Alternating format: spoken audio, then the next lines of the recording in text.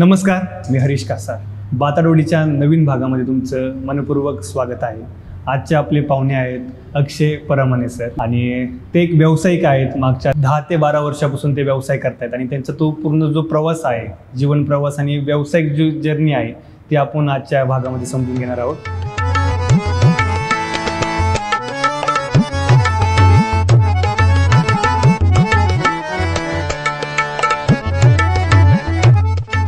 तर अक्षय सर, तुमचं खूप खूप स्वागत.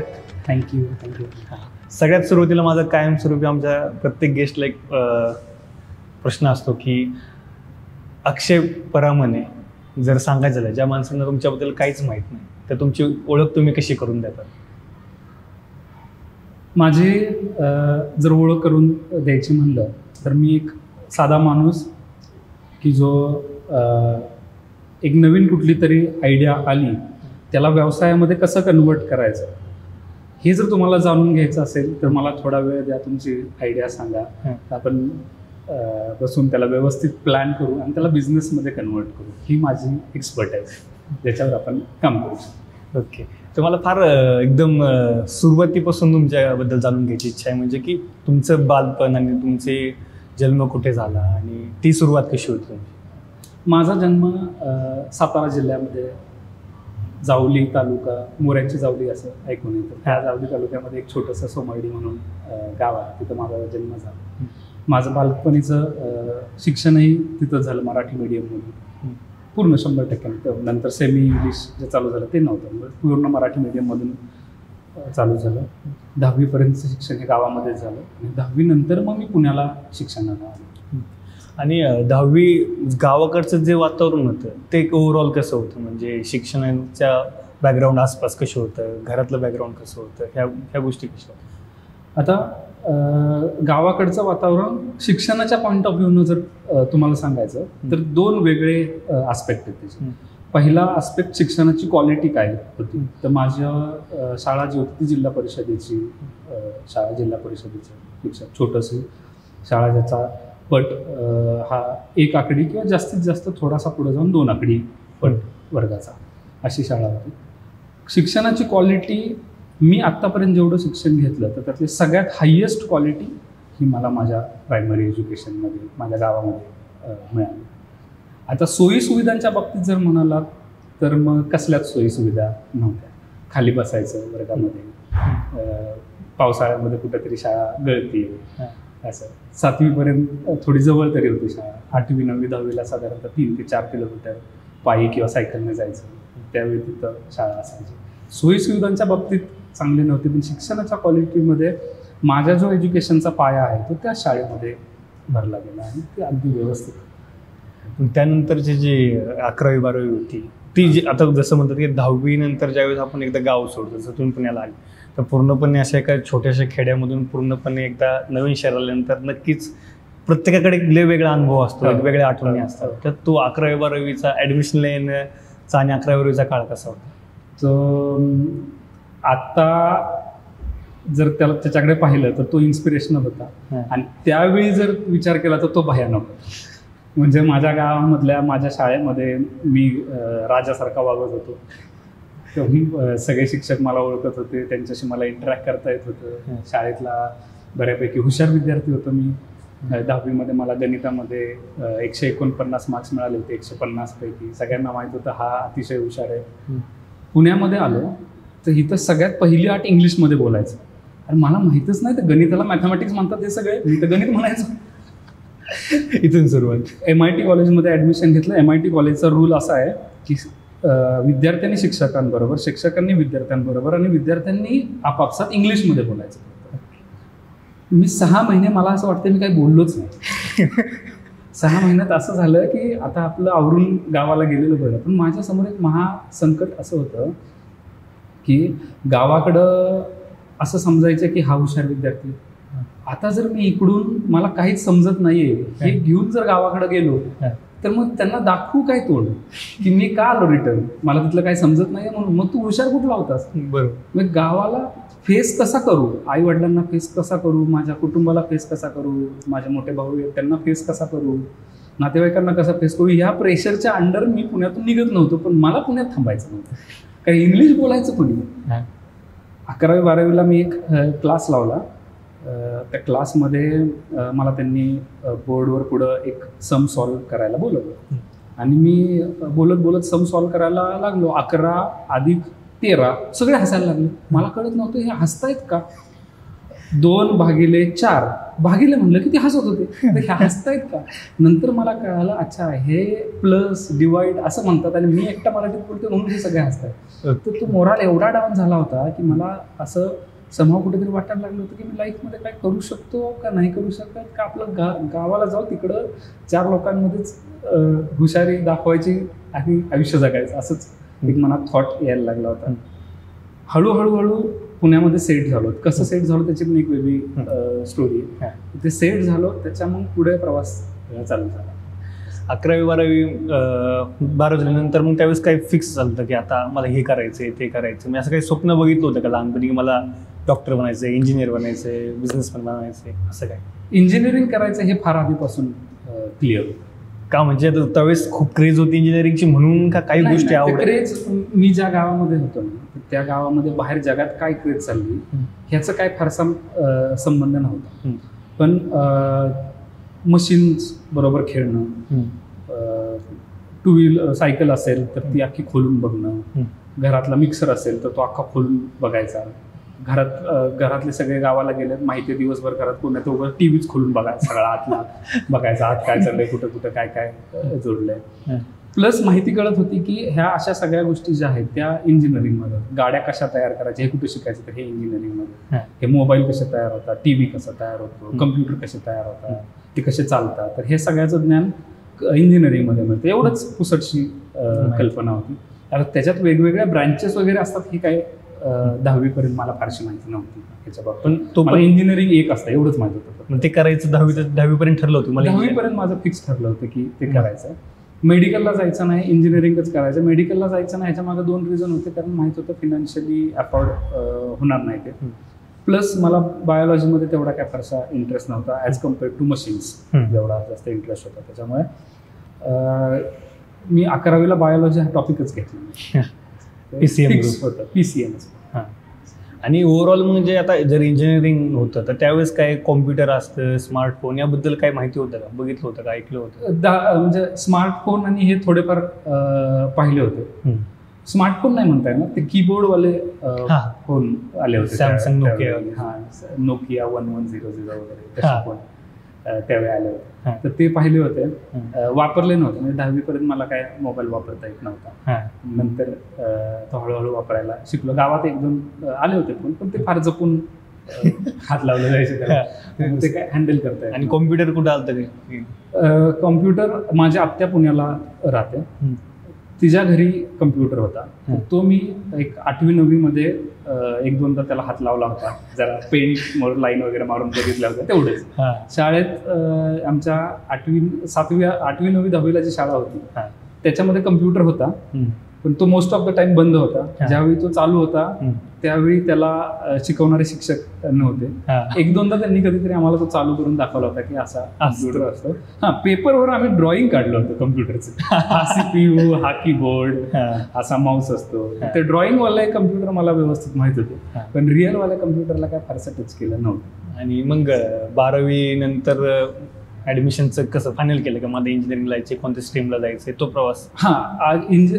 इलेक्ट्रॉनिक्स अँड टेलिकम्युनिकेशनमध्ये इंजिनिअरिंग करायचं. तो 11वी 12वी ज्यावेळी चालू होते माझी, तर त्यावेळी मला इंजिनिअरिंगच्या वेगवेगळ्या स्ट्रीम्स काय आणि जास्त अट्रॅक्ट झालो मी इलेक्ट्रॉनिक्स अँड टेलिकम्युनिकेशनकडे. Mobiles, devices, electronics. आणि म्हणून मी निर्णय घेतला आणि त्या निर्णयामध्ये थोडीशी मार्केटची इन्व्हॉल्ड होती. कारण मी 11वी 12वीला पुण्यात होतो, त्याच्यामुळं मार्केट कळायला लागलं होतं, बाहेरचं वातावरण कळायला लागलं होतं. इलेक्ट्रॉनिक्स टेलिकम्युनिकेशनमध्ये एक चांगली बूम आहे हे दिसत होतं. प्लस माझा इंटरेस्ट, असा कॉम्बो मी इलेक्ट्रॉनिक्स अँड टेलिकम्युनिकेशनला गेलो. पण तो निर्णय थोड्याच दिवसात लक्षात आलं की यार चुकीचा निर्णय घेतला. त्यामुळे इलेक्ट्रॉनिक्स अँड टेलिकम्युनिकेशनचं काम इंजिनिअरिंग चालू झालं आणि माझा इंटरेस्ट टोटली कम्प्युटरकडे गेला. आणि लास्ट इयरला पोचेपर्यंत मला इलेक्ट्रॉनिक्सचं जेवढं नॉलेज होतं तेवढंच कम्प्युटरचंही नॉलेज गेन केलं. पूर्णपणे स्वतःच सेल्फ लर्निंगमुळं का अजून काय? माझा एक कझिन, आता मी 11वी-12वीला ज्यावेळी पुण्यामध्ये आलो ना, तर माझ्या आत्याकडे राहिला होता. म्हणजे बाहेर हॉस्टेलला आणि मेसचे पैसे भरेन एवढी कॅपॅसिटीज नव्हती. तर तिथं माझ्या आत्यानं मला तिच्याकडे ठेवून घेतलं. तर आत्याचा पुतण्या म्हणजे माझा कझिन लागतो होता, तर तो सॉफ्टवेअरमध्ये होता. तर त्याच्याकडे पाहून त्याच्या मदतीनं हळूहळू मी कम्प्युटरमध्ये जास्त इंटरेस्ट घेतला आणि ते सगळं शिकून घेतलं. ओके. आणि मग आता हे झाल्यानंतर म्हणजे कॉलेज कम्प्लीट केल्यानंतर मग काय पहिलं टार्गेट काय होतं? जॉब शोधायचा आहे का दुसरं काय करायचं? तर काहीतरी चाललं असं ना का आता हे झाल्यानंतर हे अशी लाईफ असणार आहे, आपल्या इमॅजिनेशन काय होतं? आता ह्या क्वेश्चनचा आन्सर देण्याच्या आधी मी तो एक आधीचा 11वी-12वीचा जो क्वेश्चन होता की 11वीला पुण्यात आल्यानंतरचा एक्सपिरियन्स काय होता, त्यातला एक छोटासा पार्ट सांगायचा राहिला, तो सांगतो. मी इथपर्यंत सांगितलं की महाभयानक परिस्थिती झाली होती आणि इथं राहणं शक्य नव्हतं. आता त्या सिच्युएशनमधून बाहेर कसं आलो? एकदा माझ्या क्लासमध्ये 11वी-12वीच्या क्लासमध्ये मला एक सम सॉल्व्ह करायला पुढं बोलवलं. मी सरांना नाही म्हणतो, कारण मी सरांना सांगतो की सर मी मराठीत बोलतो, क्लास सगळा हसतो, मी मराठीत बोलतो, परत क्लास हसतो. मग मी डिमोटिवेट होतो आणि जबरदस्तीने मला बोलवलं आणि सम सॉल्व्ह करायला सांगितलं. सेम मी मराठीत बोलायला लागलो, सगळे क्लास हसायला लागला. माझा मराठी आणि फक्त मराठीमुळे हसत नव्हते, टोन पण एक सातारी टोन येत होता त्याच्यामध्ये, त्याच्यामुळे ते सगळे हसत होते. त्यावेळी सरांनी क्लासमध्ये विचारलं, त्यावेळी गणिताचा 10वीचा पेपर 150 मार्कांचा असायचा. तर 100पेक्षा जास्त मार्क्स असलेले किती लोक आहेत हात वर करा. क्लासमध्ये 101 मुलं असतील, त्यातल्या एक 10-15-20 लोकांनी हात वर करा. 125पेक्षा जास्त मार्क्स असणारे किती लोक आहेत त्यांनी हात वर करा, एक 4-5 हात वर झाले. 135पेक्षा जास्त मार्क्स असणारे किती हात वर करा, तर एकही हात नव्हता, माझाच हात वर होता. 145पेक्षा माझाच हात वर होता. 149 माझाच हात एकट्याचा वर होता. त्यावेळी सरांनी सांगितलं की आधी 149 मार्क्स मिळवा आणि मग ह्याच्यावर हसा. त्या दिवशी तो दिवस माझा जो अख्खा होता ना, तर तो लाईफ चेंजिंग डे होता. त्या दिवशी मला अजूनही तो त्या दिवसाचा क्षण आठवतो. मी तळजाईवर जाऊन बसलो होतो आणि नंतर लक्षात आलं की अरे ही सगळी लोक जी आहेत ही तर मला फक्त माझ्या भाषेवरच हसतायत, पण माझ्याशी मार्क्सची बरोबरी करणारा कोणच नव्हता. बरं. मग लक्षात आलं की मग ह्यांच्या हसण्याला मी का दबतोय? मी त्यांना जर माझं गणित समजून घ्यायचं असेल तर त्यांनी मराठीत समजून घ्यावं, मला त्यांचं इंग्लिश समजून घ्यायची काय गरज आहे? तर मग तो दिवस जो होता तर तो कलाटणी देणारा दिवस होता. ते जे सर होते, रानडे सर, तर त्यांच्या त्या एका वाक्यामुळं माझं अख्खं आयुष्यच बदललं. तिथून पुढं माझा लाईफकडे बघण्याचा अप्रोच फार वेगळा झाला की माझी लँग्वेज जर तुम्हाला समजत नसेल ना तर रेकॉर्ड करून घेऊन जा आणि नंतर समजून घ्या काय आहे ते. मला तुमच्या साच्यामध्ये टाकू नका, मला तुम्ही गावठी म्हणून डिक्लेअर करू नका आणि माझं मोरल डाऊन करू नका, मला माझ्याच मोरलनं चाललं. तर तिथून पुढं मग लाईफ फार चेंज झाली. इंजिनिअरिंगला गेल्यावर नंतरही तसंच होतं की मी इंग्लिश बोलताना अडखळत होतो, पण तोपर्यंत कम्फर्टेबल झालो होतो बऱ्यापैकी. पण तेवढा कम्फर्टेबल नव्हतो जे पुण्यातले ड्यूड लोक जी होती त्यांच्याशी मॅच करणारा इंग्लिश फ्लुएन्सी नव्हती, पण तिथपर्यंत कम्फर्टेबल झालं होतं की मी स्पीचेस देऊ शकत होतो इंग्लिशमध्ये. तर त्यावेळेचा कॉन्फिडन्स वेगळा होता. त्यावेळी मला डाऊन समजतोय, मी तुला डाऊन समजतो, माझ्या मार्गाने मी चालला. तर तो एक इन्सिडन्स. मग कॉलेज लाईफ त्यावेळेची कशी होती? कॉलेज लाईफ मस्ती होती, पूर्ण मस्ती होती. म्हणजे मी माझ्या लाईफमध्ये जर सगळ्यात गोल्डन टाईम जगलेलो कुठला असेल तर तो कॉलेज टाईम. लेक्चर बंक करणे माझं रेग्युलर होतं. बरं, मी लेक्चर बंक करायचं म्हणजे क्लासचा रिप्रेझेंटेटिव्ह होतो 2 वर्ष मी. क्लासचा रिप्रेझेंटेटिव्ह असूनही सगळ्यात कमी अटेंडन्स असणारा मीच होतो. तर क्लास बंक करायचा रेग्युलर, पण स्टडीच्या बाबतीत कॉम्प्रोमाइज नाही. म्हणजे कुठल्या ज्या काही कॉन्सेप्ट आहेत, जे काही बुक्स आहेत, ते जोपर्यंत डोक्यात घुसत नाही तोपर्यंत शांत नाही बसायचं. क्लासमध्ये शिकवलेलं वेगळंच असायचं आणि मी शिकलेलो काहीतरी वेगळंच असायचं. रेफरन्स बुक्स घ्या, लायब्ररीतले बुक्स घ्या, जे करिक्युलमचे बुक्स आहेत ते घ्या, पण ते जोपर्यंत डोक्यात जात नाही तोपर्यंत त्याचा अभ्यास करायचा. हा प्रत्येक सेमिस्टरचा ठरलेला पॅटर्न. त्याच्यामुळे पास होण्यामध्ये कधी काही अडचण आली नाही.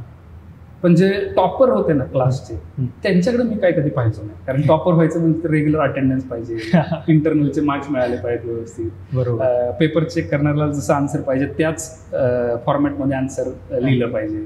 तर ते काय जमलं नाही कधी, पण पास दरवेळी व्हायचो, चांगल्या मार्क्सांनी पास व्हायचं. तर कॉलेजची लाईफ सगळ्यात जास्त एन्जॉय. बंक केलेल्या टायमिंग मध्ये काय करायचं? बंक केलेल्या टायमिंगमध्ये काय करायचं, आता कॉलेजला मी पोचायचो खरं वेळेवर, म्हणजे 10चं कॉलेज असेल तर 10ला पोचायचो गेटवर कॉलेजच्या. थोडासा उशीर व्हायचा, 10:30-11 वाजायचे कॉलेजला पोचायपर्यंत. तर त्या कॉलेजच्या गेटपासून क्लासरूमपर्यंत जाईपर्यंत प्रत्येक ठिकाणी मला माझे मित्र भेटायचे. तर माझे जे मित्र आहेत तर त्यातला एकही कोण सरळ नव्हता.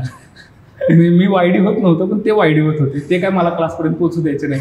ती क्लासच्या भिंतीपर्यंत पोहोचेपर्यंत संध्याकाळचे 5 वाजलेले असायचे. कुठेतरी कॅन्टीनमध्येच बस, कॉलेजच्या कुठेतरी कट्ट्यावरच बस, असं कर. मग संध्याकाळी 5:30-6 वाजले, कॉलेज संपलं की मग घरी जायचं, मग तिथून अभ्यास चालू. त्यामुळे दिवसभराचा अभ्यासाचा काय संबंध. मित्रमंडळ एवढे गोतावळा सगळा मोठा होता, क्लासपर्यंत पोहोचूनच द्यायचे नाही. मग कुठेतरी कळायचं की आता सबमिशनचा लास्ट डे आलेला आहे, आता तर पोचलंच पाहिजे, त्यावेळी ते सबमिशनला पोहोचायचं. बरं, हे माझे जे बरेचसे मित्र होते ना, तर त्याच्यातले कोणी वायडी झालेला असेल तर त्याला काहीच काम नसायचं, त्यामुळे माझ्या फाईल कम्प्लीट करणं, सगळं राईटअप्स लिहिणं वगैरे वगैरे ते मला बरोबर रेडीमेड मिळायचं. तेवढं घेऊन फक्त तिथं जायचं, तिथं गेल्यावर थोडं अनालिसिस करायला लागायचं, कुठल्या टीचरला कुठली फाईल दाखवायची. याचा मेळजुळला की माझं सबमिशन व्हायचं. आणि त्यावेळेसचं म्हणजे त्यावेळेसचा काळ कसा होता, म्हणजे पोरांमध्ये आता कसं होतं की म्हणजे प्रत्येकाचं काय चाललं की कॉलेज करणं किंवा क्लास करणं आणि खूप चांगलं पॅकेज काढणं, ह्याच्यासाठी एक ओढाचढ चालू आहे. तर मग त्यावेळेसची ओढाचढ तुमची कशासाठी चाललेली होती? नाही, आता माझं स्वतःचं ग्रॅज्युएशन झालं इंजिनिअरिंगमध्ये, पोस्ट ग्रॅज्युएशन झालं आहे. त्याच्यानंतरचा जो बिझनेस आहे तोही एज्युकेशनमध्येच आहे. त्याच्यामुळं एज्युकेशनची जी ओव्हरऑल ट्रान्सफॉर्मेशन आहे गेल्या एक 15-20 वर्षांमधलं, स्पेसिफिकली इंजिनिअरिंगबद्दल, तर त्याचा माझा आता फार बारकाईनं अभ्यास झालेला आहे. मला समहाव असं वाटतं, मी मे बी चुकीचं असू शकतो, त्यावेळी लोकांना इंजिनियर व्हायचं हे पॅशन असायचं. ओके. आता इंजिनिअरिंगला येतानाच आधी पॅकेज कुठल्या ह्याला जास्त मिळतं, तर तिथून सुरुवात होती.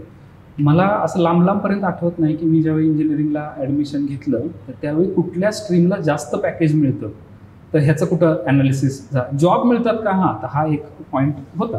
पण ते पॅकेज वाईज तेवढं कम्पॅरिझन नव्हतं. आणि इंजिनिअरिंगला जरा जास्त महत्त्व होतं, म्हणजे अभ्यासक्रमाला, त्यातल्या ज्ञानाला, त्या इंजिनिअरिंगमधून मिळणारा एक रुबाब असतो किंवा मान सन्मान तुम्ही त्याला म्हणू शकता इंजिनियर झालेल्याला, त्याच्यावर जास्त फोकस होतो. आज मला असं वाटतं की चित्र पूर्ण पलटलंय. इंजिनियर झाल्यानंतर जो मान सन्मान मिळतो आता हे काल्पनिकच झालेलं आहे. त्याच्यानंतर इंजिनिअरिंगमध्ये काहीतरी पॅशन घेऊन नॉलेज घेण्यासाठी लोक जात आहेत, हेही चित्र हळूहळू फार कमी व्हायला लागलेलं आहे. आणि जी कंपनी जास्त पॅकेज देते तर त्या कंपनीकडे ओढा जास्त आहे. मग असावाही, म्हणजे मी त्याच्यात काय चुकीचं आहे असं म्हणत नाही, कारण जगायला पैसे लागतात, प्रत्येक गोष्टीसाठी पैसे लागतात. त्याच्यामुळं तो एक क्रायटेरिया असला पाहिजे. पण तोच जर टॉपमोस्ट क्रायटेरिया असेल तर तुम्ही तुमचं करिअर योग्य दिशेने घेऊन जाण्यासाठी बाकीचे जे क्रायटेरिया आहेत त्यांना तेवढं महत्त्व देताय का? तर जर देत नसाल तर मग करिअर थोडंसं फरकटलं जाऊ शकतं. त्याचे खराब परिणाम काय दिसतात तुम्हाला वाटतं की फक्त पॅकेजेसला बघून जो स्ट्रीम चूज करतोय आणि त्यानुसार एज्युकेशन घेतोय त्यांना तुमच्या ऑब्झर्वेशनमध्ये काय काय प्रॉब्लेम समोर फेस करावं लागत आहेत पुढे? आता त्याचे जे प्रॉब्लेम होणार आहेत ना, तर ते मी 2 आस्पेक्टमध्ये डिवाइड करतो. एक, इंजिनिअरिंग किंवा ग्रॅज्युएशन कंप्लीट होण्याआधीचे, जॉब लागण्याआधीचे, त्याच्यामध्ये त्या विद्यार्थ्याचा फोकस जो आहे ना, तर तो पूर्णपणे पैशांवर असतो की मला काय शिकलं पाहिजे जेणेकरून जास्त पैसे मिळतील, जास्त पॅकेज मिळेल. त्याच्यामुळे तो इंजिनिअरिंग ॲज अ नॉलेज पूर्ण शिकणारच नाही, त्याचा फोकस पूर्णपणे ठरलेला आहे. आणि जॉब लागल्यानंतर त्याचे आयुष्यभर ओढाताण चालू राहणार जॉबसाठी, पैशांसाठी, मला कशातून जास्त पैसे मिळत आहेत. मग त्या केसमध्ये तो खरंच व्यवस्थित आयुष्य जगू शकेल का? त्याला त्याचं आयुष्य जिकडे घेऊन जायचंय का फक्त पैसे त्याला त्याचं आयुष्य घेऊन जाणार आहे? जर पैसे मी तुम्हाला आधी सांगितलं की पैसा हा इम्पॉर्टंट पार्ट आहेच आहे, त्याला निग्लेक्ट करून चालणार नाही, पण त्याला किती महत्त्व द्यायचं हा एक वेगळा आस्पेक्ट आहे. तर पैसे जर तुमचं मनी जर तुमचं लाईफ ड्राईव्ह करत असेल तर त्याचे फार वाईट कॉन्सिक्वेन्सेस होतील पुढं सगळं. मग आता सध्या जे दिसत आहेत की म्हणजे आता हे जे कंपनीज म्हणत असतात की क्वालिटी खूप सगळ्या व्हॅकन्सीज आहेत ऑलरेडी कामासाठी, पोस्ट आहेत, तर कंपनीज ओरडत आहेत किंवा त्यांना टास्क आहे की चांगला मला एक टीममेट भेटत नाही, एक चांगला हायर भेटत नाही, आणि मुलं म्हणतायत की आम्हाला चांगलं पॅकेज आणि कंपनी भेटत नाही. बरोबर. तर हे कितपत खरं आहे, म्हणजे ग्राउंड रियालिटी काय आहे याची? आता ह्याची ग्राउंड रियालिटी आहे पण सांगतो, आणि हे असं का होतं हे शॉर्टमध्ये सांगतो, पण हा एवढा मोठा टॉपिक आहे की ह्याच्यावर एक वेगळा पॉडकास्ट करू शकतो. तर हे जे तुम्ही म्हणाला ना ते अगदी बरोबर आहे की कंपन्या म्हणतात की आम्हाला चांगला कॅन्डिडेट मिळत नाही, आणि कॅन्डिडेट म्हणतात की आम्हाला प्लेसमेंट मिळत नाही. आता भारताचा आता 2024चे इलेक्शन झाले त्यातला हा सगळ्यात मोठा मेजर पॉईंट होता अनएम्प्लॉयमेंट. आणि खरंच अनएम्प्लॉयमेंट आहे का, तर अनएम्प्लॉयमेंट आहे, कंपन्यांकडे जॉब कमी आहेत, पण आत्ताही बऱ्याच कंपन्या अशा आहेत की ज्यांच्याकडे वॅकन्सीज आहेत पण त्यांना चांगले कॅन्डिडेट्स मिळत नाही आहेत. आजकाल कंपन्यांचा इंजिनिअरिंगवरचा विश्वास उडलेला आहे. तर हे असं का झालं की का त्यांना चांगले कॅन्डिडेट मिळत नाहीत? तर याच्यामध्ये फक्त एकाला कुणाला ब्लेम करून चालणार नाही, सगळ्यांना वेटीस धरावं लागेल आपल्याला. ओके. पालकांना धरावं लागेल, शैक्षणिक संस्थांना धरावं लागेल, आणि त्या विद्यार्थ्याला पण धरावं लागेल. आता पालकांना का, म्हणजे पालक म्हणजे सगळ्यात मी असं ज्यावेळी बोलतो त्यावेळी सगळ्यांचा पहिला क्वेश्चन मार्क होतो, पालकांना का जबाबदार धरायचं ह्याच्यासाठी? पालकांनी तर सगळं केलं, त्याचं शिक्षण केलं, त्याला शाळेला पाठवलं, बऱ्याच म्हणजे मेजॉरिटी सिनारिओजमध्ये अगदी घरचा खर्च कंट्रोल करून त्याला पैसे पाठवले, त्याच्या फी भरल्या.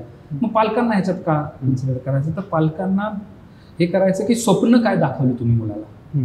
म्हणजे एखादा रस्त्याच्या कडेला गटार साफ करणारा एक कामगार आहे, तो ज्यावेळी तुम्हाला आणि तुमच्या पाल्याला दिसला त्यावेळी तुम्ही पाल्याला काय दाखवलं स्वप्न, की शिक म्हणजे तुला असं काम करावं लागणार नाही हे दाखवलं, का शिक म्हणजे तू अशा लोकांची हेल्प करू शकशील असं स्वप्न दाखवलं?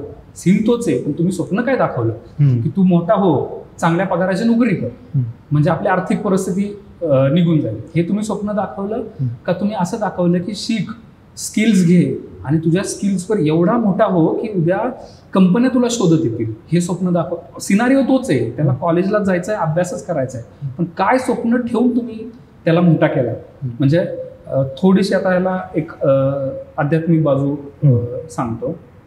ज्यावेळी कर्ण आणि अर्जुन यांचं युद्ध चाललेलं असतं, ज्यावेळी कृष्ण अर्जुनाला सांगतात की कर्णाला मार, त्याच्यानंतर कर्णाचा आणि श्रीकृष्णांचा जो संवाद आहे त्या संवादामध्ये कर्ण श्रीकृष्णांना विचारतात की मी माझं जे ज्ञान प्राप्त केलं होतं भगवान परशुरामांकडून, तर ते तर अतिशय परिश्रम घेऊन प्राप्त केलं होतं, मग ते मला ऐनवेळी का विसरलं जात आहे माझं? त्यावेळी भगवान श्रीकृष्ण सांगतात की जे तू ज्ञान प्राप्त केलं होतंस ना, तर ते कोणत्या हेतून प्राप्त केलं होतंस? म्हणजे तू जगाच्या उद्धारासाठी ज्ञान प्राप्त केलं होतंस का अर्जुनाला हरवण्यासाठी आणि स्वतःला सिद्ध करण्यासाठी ज्ञान प्राप्त केलं होतं? ज्ञान तर तुला प्राप्त करायचंच होतं, पण त्याच्या मागचा उद्देश काय होता? तर हा ब्लेम जातो माझा पालकांवर की तुम्ही ज्यावेळी मुलांना मोठं करताय ना, तर त्यावेळी पैसे कमवण्याचं मशीन बनवण्यासाठी त्यांना मोठं नका बनवू, तो एक माणूस म्हणून मोठा व्हायला पाहिजे. जर इंजिनिअरिंगला जायचं ना, तर इंजिनिअरिंग हे क्षेत्र असं आहे की ज्याच्यावर अख्खं जग चालतं, त्याच्यामुळे तो जर त्याच्या स्किल्सवर ठाम असेल, त्याच्याकडं असे स्किल्स असतील की जे आज इंडस्ट्रीला पाहिजे, तर इंडस्ट्री त्याच्या मागे येईल ऑटोमॅटिकली. त्यामुळे त्याचं विजन तयार करताना लहानपासून व्यवस्थित विजन तयार करा, हा ब्लेम जातो पालकांवर. दुसरा ब्लेम शैक्षणिक संस्थांवर जातो, तो अतिशय मोठा आहे. म्हणजे एक सर्वे असा आला की इंडियातले 94%, हा सर्वे काय आम्ही केलेला नाही, मोठ्या मोठ्या संस्थांनी केलेला, 94% ग्रॅज्युएट हे एम्प्लॉयबल नाहीत. हा तुम्ही नेटवर सर्च करा, 94% एम्प्लॉयबल ग्रॅज्युएट्स हे एम्प्लॉयबल नाहीत. आता ह्या 94% लोकांकडं फर्स्ट क्लासची डिग्री आहे का? आता मोस्ट ऑफ द लोकांकडे फर्स्ट क्लासची डिग्री आहे, बरोबर. मग हे थोडं मिसमॅच होत नाही का? म्हणजे बाहेरच्या संस्था येऊन सांगतात तुम्हाला 94% लोक एम्प्लॉयबल नाही आहेत, तुमच्या युनिव्हर्सिटीज तुम्हाला फर्स्ट क्लासची डिग्री देत आहेत, मग हे मिसमॅच कुठं होतंय? म्हणजे युनिव्हर्सिटीनं सांगितलेला फर्स्ट क्लास विथ डिस्टिंक्शनचा कॅन्डिडेट, युनिव्हर्सिटी आपल्याकडे जुन्या आहेत ना, म्हणजे 15, 20, 50, 100 वर्षात जुन्या युनिव्हर्सिटी येतात आपल्याकडे, त्यांचा अनुभव फार मोठा दांडगा असला पाहिजे. त्या दांडग्या अनुभवामधून जे म्हणतायत की फर्स्ट क्लास विथ डिस्टिंक्शन आहे आणि इकडे म्हणतायत ते एम्प्लॉयबल नाही, मग हे मिसमॅच होतं ना, कोणतरी चुकतंय ह्याच्यात. बरं, हे चुकतंय तुमचं, तुम्ही इकडे एकतर ती सर्वे करणारी संस्था चुकतीये, नाहीतर युनिव्हर्सिटी चुकतीये, पण भरकटते कोण ह्याच्यामध्ये? भरडला कोण जातो? तो विद्यार्थी, त्याचे पालक. लाखो रुपये टाकून तुम्ही त्याचं शिक्षण कंप्लीट करता, त्याचे आईबाप त्याचं म्हणजे खायचं बाजूला ठेवतात पण त्याला खर्च करतात, आणि युनिव्हर्सिटीच्या भरोसे ना, म्हणजे युनिव्हर्सिटीनं करिक्युलम डिसाईड केला होता ना, युनिव्हर्सिटीनं त्याची रिस्पॉन्सिबिलिटी. जर तो एम्प्लॉयबल नव्हता तर त्या युनिव्हर्सिटीनं त्याला बाहेर का काढला? त्याला एम्प्लॉयबल बनवून बाहेर काढा ना. तर हा जातो शैक्षणिक संस्थांवर ब्लेम, आणि दुसरा जातो विद्यार्थ्यावर. दे हरी पलंगावर, असं जर थिंकिंग असेल तर यश नाही मिळणार आहे. जर 4 अपयशांनंतर तू जर खचून जाऊन एका कोपऱ्यात जाऊन बसणार असलास तर तुला यश नाही मिळणार. यश म्हणजे हे एक रेडीमेड प्लेट तयार करून ठेवली, तिथं जाऊन तुला घेऊन यायचंय, तर यश असं नाही मिळत. यश मिळण्यासाठी दिवस रात्रींची मेहनत करावी लागते, अप्स अँड डाऊन्स पाहायला लागतात. कितीही डाऊनफॉल आला तरी तुम्हाला थोडंही विचलित न होता पूर्ण फोकस ठेवून त्याच्यावर काम करावं लागतं. आता विद्यार्थ्याच्या बाबतीत जर म्हणायचं तर त्यानं त्याचा अभ्यास केला पाहिजे. तर त्यानं एक परीक्षा नापास झाली, दुसरीनं थोडी मार्क्स कमी पडले, एखाद्या कंपनीनं नाही घेतलं, दुसऱ्या कंपनीनं नाही घेतलं, 50व्या कंपनीनं नाही घेतलं, तुम्हाला खचून नाही गेलं पाहिजे. नेमकं चुकतंय कुठं हे व्यवस्थित अनालाइज केलं पाहिजे. परत अजून एक अटेम्प्ट, अजून चुकलं कुठं व्यवस्थित करेक्ट कर, ते ज्ञान घे, मला का त्यांनी रिजेक्ट केलं असावं नेमकं, तर ते घे, त्याचा अभ्यास कर, स्वतःला तयार कर, स्वतःला परत प्रेझेंट कर. अशा प्रोसेसमध्ये तो विद्यार्थी अजून चांगला बहरला जाईल. आणि एक वेळ अशी येईल की त्याच्याकडे एवढे स्किल्स असतील की कुठली ना कुठली तरी कंपनी त्याला घेईल. जर कंपनी त्याला घेईल हे म्हणतानाच मला आवडत नाही. माझं तर इच्छा आहे की कंपनी त्याच्या मागे येईल एक दिवस. पण आता हा अनएम्प्लॉयमेंटचा एवढा मोठा प्रॉब्लेम आहे, म्हणून मी हे सेंटेन्स टाकतो की कुठली ना कुठली तरी कंपनी त्याला ऑफर देईल. आणि शॉर्टमध्ये तुमचा विद्यार्थ्याला काय मेसेज ह्या सिनेरिओमध्ये? माझा विद्यार्थ्याला काय मेसेज आहे, तो फरक पडतो विद्यार्थी कुठं आहे आता. आता मी एकच उदाहरण घेतो, तो विद्यार्थी ग्रॅज्युएशन कंप्लीट करून बाहेर पडलेला आहे. त्याच्यामुळं जे त्याचं विजन तयार झालं त्याच्यावरचा ब्लेम सोडून दे, शैक्षणिक संस्था ज्या होत्या त्याचा ब्लेम सोडून दे. आज तुझ्याकडं ज्ञानाचा अथांग सागर आहे, कारण तुझ्या मोबाईलमध्ये per day 1.5 GB internet available आहे, यूट्यूब आहे, आम्हा फ्री कोर्सेस आहेत. तर तू आज एक निश्चय कर, कुठल्याही क्षेत्राचा. क्षेत्र मी डिसाईड करत नाही, कारण क्षेत्र हे स्वतःच्या प्रत्येकाच्या आवडीचं असलं पाहिजे.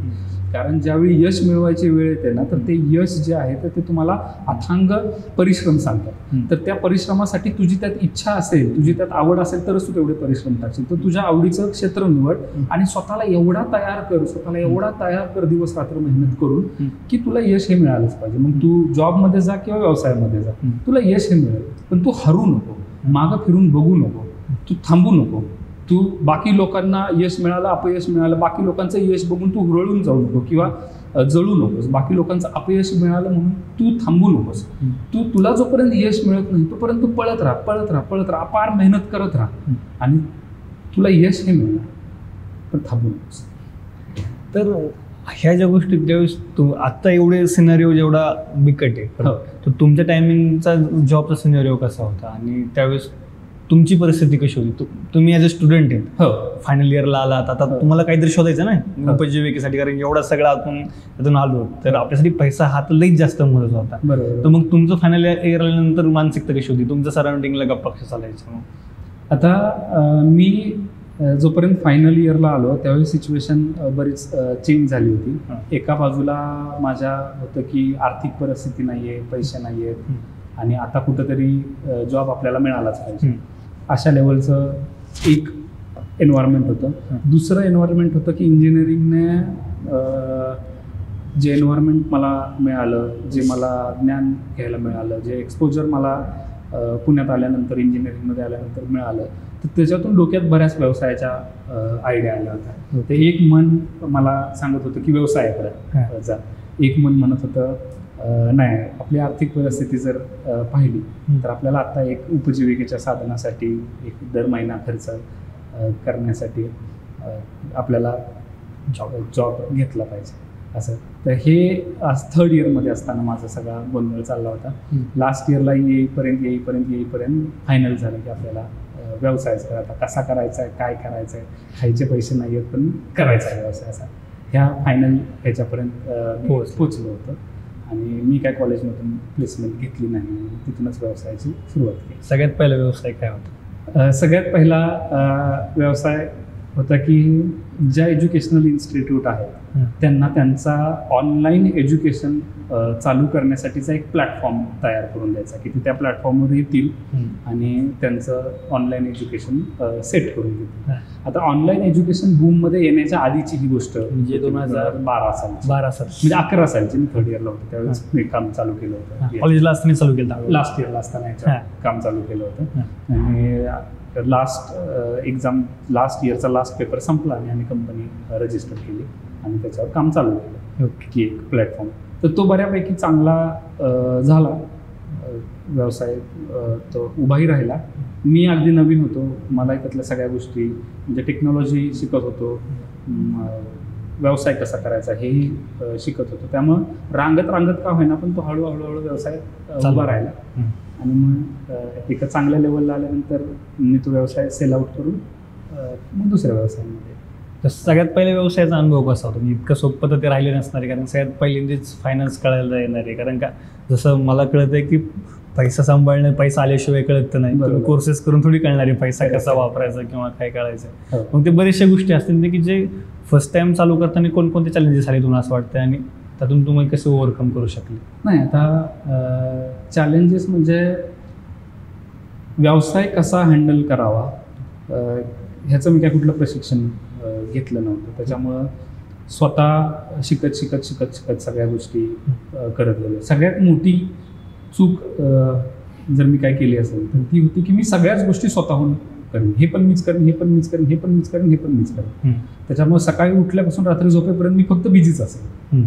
मग त्याच्यामुळे पुढच्या सगळ्या गोष्टी विचार करायला वेळच मिळत नाही. पण त्यावेळी ते करणंही गरजेचं होतं, कारण जर प्रत्येक गोष्ट बाहेरून करून घ्यायचं म्हटलं तर त्यासाठी तेवढे पैसे मोजावे लागतात. त्यावेळी ते शक्य नव्हतं. पण ह्या गोष्टी हळूहळू शिकत माणूस येतो पुढे. ओव्हरऑल म्हणजे जसं तुम्ही म्हटले की सुरुवातीला तर आपण त्या गोष्टी केल्या, जसं प्रशिक्षण घेतलं नव्हतं. प्रशिक्षण कधी त्यानंतर घेतलंय का? व्यवसाय कसा करावा किंवा जसं आता बरेचसे कोर्सेस लेक्चर्स तुम्हाला ऑनलाईन दिसते किंवा बिझनेस कोच असतात, त्यांचं कधी घेतलंय का आतापर्यंत तुम्ही? असे यूट्यूबवर वगैरे बरेच व्हिडिओ पाहिलेत, काही सेमिनारही अटेंड केलेत. पण दोन्ही गोष्टी आहेत की ह्या सगळ्या ट्रिक्स समजणं फार गरजेचं पण असतं. त्याच्यामुळे प्रशिक्षण घेणं गरजेचं आहे. पण प्रशिक्षण घेतलं म्हणजे तुम्ही व्यावसायिक होऊ शकता हे थिंकिंग चुकीचं आहे. व्यावसायिक होण्यासाठी एक जिद्द लागते, थिंकिंग लागतं, ती शिकून नाही येऊ शकत. पण जर तुमच्याकडे ती जिद्द आहे, ते थिंकिंग आहे, तुम्हाला एक व्यवसाय उभाच करायचा आहे, मग तो कसा करावा ह्याच्यासाठी मला असं वाटतं प्रशिक्षण घेणं हे कधीही योग्य. आता अकाउंट्स सगळ्यात इम्पॉर्टंट पार्ट कुठल्याही बिझनेसचा, तर तो अकाउंट्स कसा हँडल करावा तर ह्याचं थोडंफार ज्ञान असलंच पाहिजे.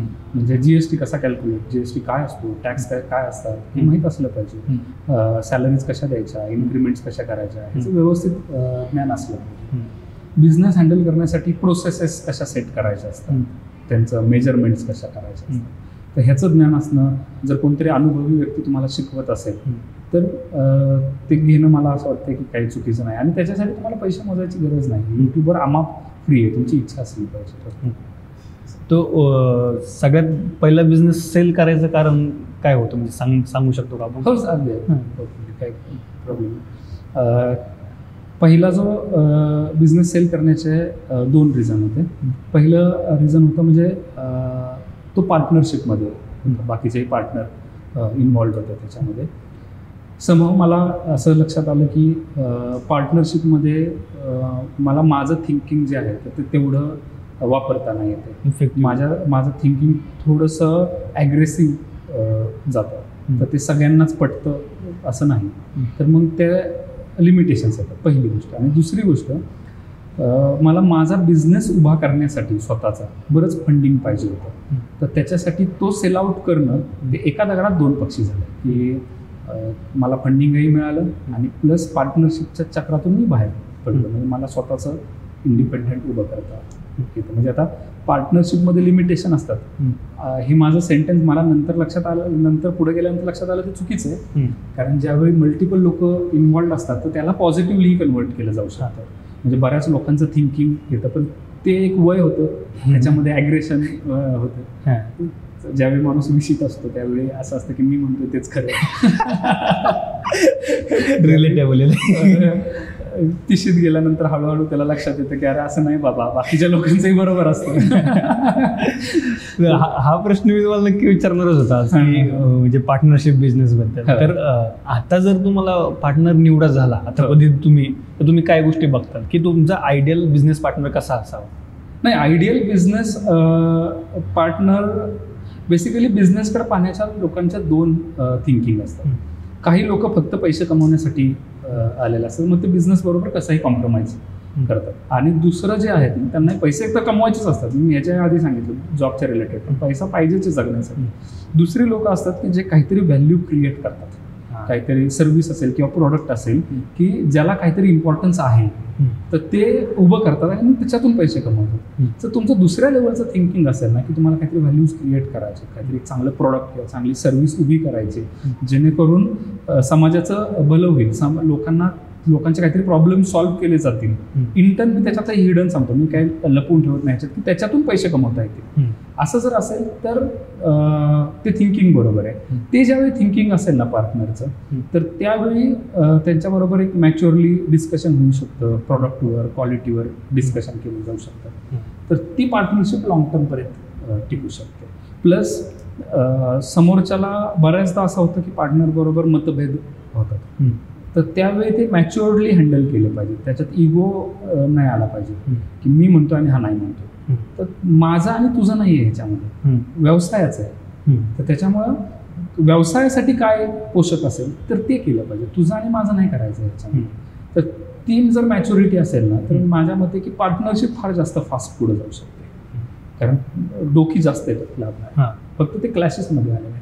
ओके. आणि अकाउंट्स हा सगळ्यात मोठा पार्ट की अकाउंट्स हा फार ट्रान्सपरंट असला पाहिजे. मला जर माझ्या पार्टनरवर अकाउंट्सबद्दल जर डाऊट आला तर तो बिझनेस पुढे जाणं फार डिफिकल्ट आहे.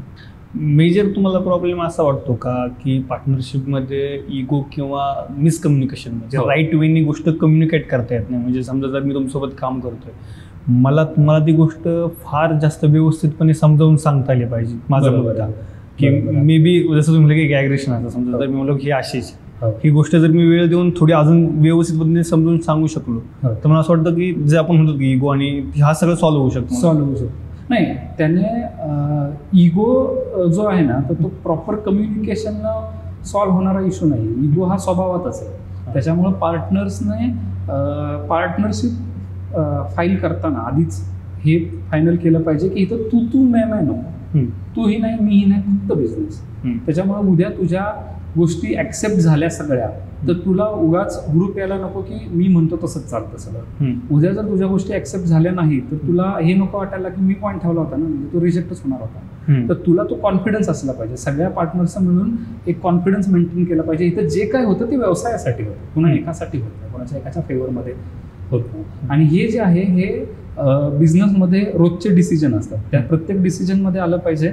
आणि हे अकाउंट्समध्ये सगळ्यात महत्त्वाचं आलं पाहिजे. म्हणजे जर मी बँक अकाउंट तुझ्याकडं पार्टनरकडे हँडल करायला दिलेलं आहे तर त्याला ते डाऊट नाही वाटला पाहिजे अरे हा ट्रान्झॅक्शन सगळं व्यवस्थित करेल ना, तर तो कुठंही डाऊट नाही आला. तो सगळ्या पार्टनर्सने मिळून एन्श्युअर केलं पाहिजे की अकाउंट बाकीचे सगळे इश्यू रिझॉल्व्ह केले जाऊ शकतात. म्हणजे इगोवर झालेला क्लॅश जो आहे ना तर तो एक वेळ खाली चहाला जाऊन कटिंग मारून सॉल्व्ह केला जाऊ शकतो.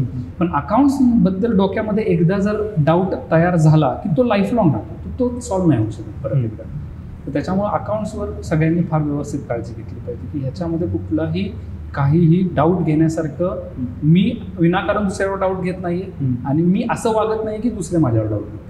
तर ती पार्टनरशिप फार चांगली चालू शकते. अकाउंटबद्दल तुम्ही एक दिवस मला एकदम इनिशियल डेजला ज्यावेळेस आपली ओळख झाली त्यावेळेस एकदम भारी गोष्ट सांगितली होती की हरीश एक पैशाचा हिशोब तुझ्याकडे पाहिजे तुझ्या बिझनेस पार्टनर. तर त्याबद्दल थोडं मला इलेबरेट करावं की कशा पद्धतीने केला पाहिजे आणि का केला पाहिजे. अकाउंट्सबद्दलच नाही, मी म्हणेन की तुम्ही जर व्यवसाय करताय ना तर प्रत्येक गोष्ट मोजली पाहिजे. प्रत्येक गोष्ट मोजली पाहिजे. तुम्ही जर दुकानदार आहात ना, तर तुमच्या दुकानावर किती फुटफॉल येतोय हा मोजला पाहिजे. तुम्ही जर तुमचं डिजिटल मार्केटिंग करत असाल ना, तर त्याला किती पैसे टाकले, त्याला किती व्ह्यूज आले, त्याला किती लाईक आल्या, हे सगळं मोजलं पाहिजे. तर तसंच पैसा पण मोजला पाहिजे. जाणारा पैसा, येणारा पैसा तो मोजला पाहिजे, तो कागदांवर मांडला पाहिजे, त्याचे ग्राफ प्लॉट केले पाहिजे. त्याच्यामुळं पुढे येणारे प्रॉब्लेम्स जे आहेत ना, ते तुम्हाला आजच समजतात. म्हणजे होणारा खर्च, त्या खर्चाच्या कॅटेगरीज केल्या पाहिजेत. म्हणजे तुम्हाला असं लक्षात येईल की कुठल्या कॅटेगरीवर किती खर्च होतो. आता एखाद्या व्यवसायासाठी वेगवेगळ्या लोकांना भेटावं लागत असेल, बरोबर, लाईट बिल भरावं लागत असेल, आलेल्या लोकांना चहा पाणी नाश्ता जेवण द्यावं लागत असेल, अशा वेगवेगळ्या कॅटेगरीचे खर्च असतील. आता तो खर्च एखाद्या कॅटेगरीचा वाढत गेला, वेगवेगळ्या लोकांना भेटण्याची कॅटेगरी जी आहे त्याचा खर्च वाढत गेला, किंवा लोक भेटायला येतात त्यांचा चहा पाणी नाश्ता जेवणाचा खर्च वाढत गेला. मग आता तुम्हाला हे रिलेट केलं पाहिजे की याचा डायरेक्ट इम्पॅक्ट तुमच्या बिझनेसवर किती आहे. जर खरंच चांगला आहे, प्रपोर्शनेटली आहे, की जेवढे लोक येत आहेत, व्हिजिट करतायत, तुम्ही ज्यांना व्हिजिट करतोय तेवढा तुमचा बिझनेस वाढत चाललाय, तर तुमचा हा जो वाढत चाललेला खर्च आहे हा तुमचा बिझनेस पुढे घेऊन जाणार आहे. पण तो डायरेक्ट तुमच्या बिझनेसवर इम्पॅक्ट करत नाही आणि तो खर्च वाढत चाललाय, म्हणजे तुमचा बिझनेस लॉसमध्ये जाणार आहे पुढे जाऊन. ते तुम्हाला आजच कळू शकतं. हे डिजिट्समध्ये, आकड्यांमध्ये एवढं मोठं ताकद आहे की ते तुम्हाला data science, machine learning AI काय की ते आकड्यांवर भरोसा ठेवून ते तुम्हाला फ्युचर प्रेडिक्ट करून देतं की असं असं होऊ शकतं. तर हे जर सगळे खर्च तुमच्याकडे मोजलेले असतील ना, तर तुमच्या लगेच लक्षात येईल.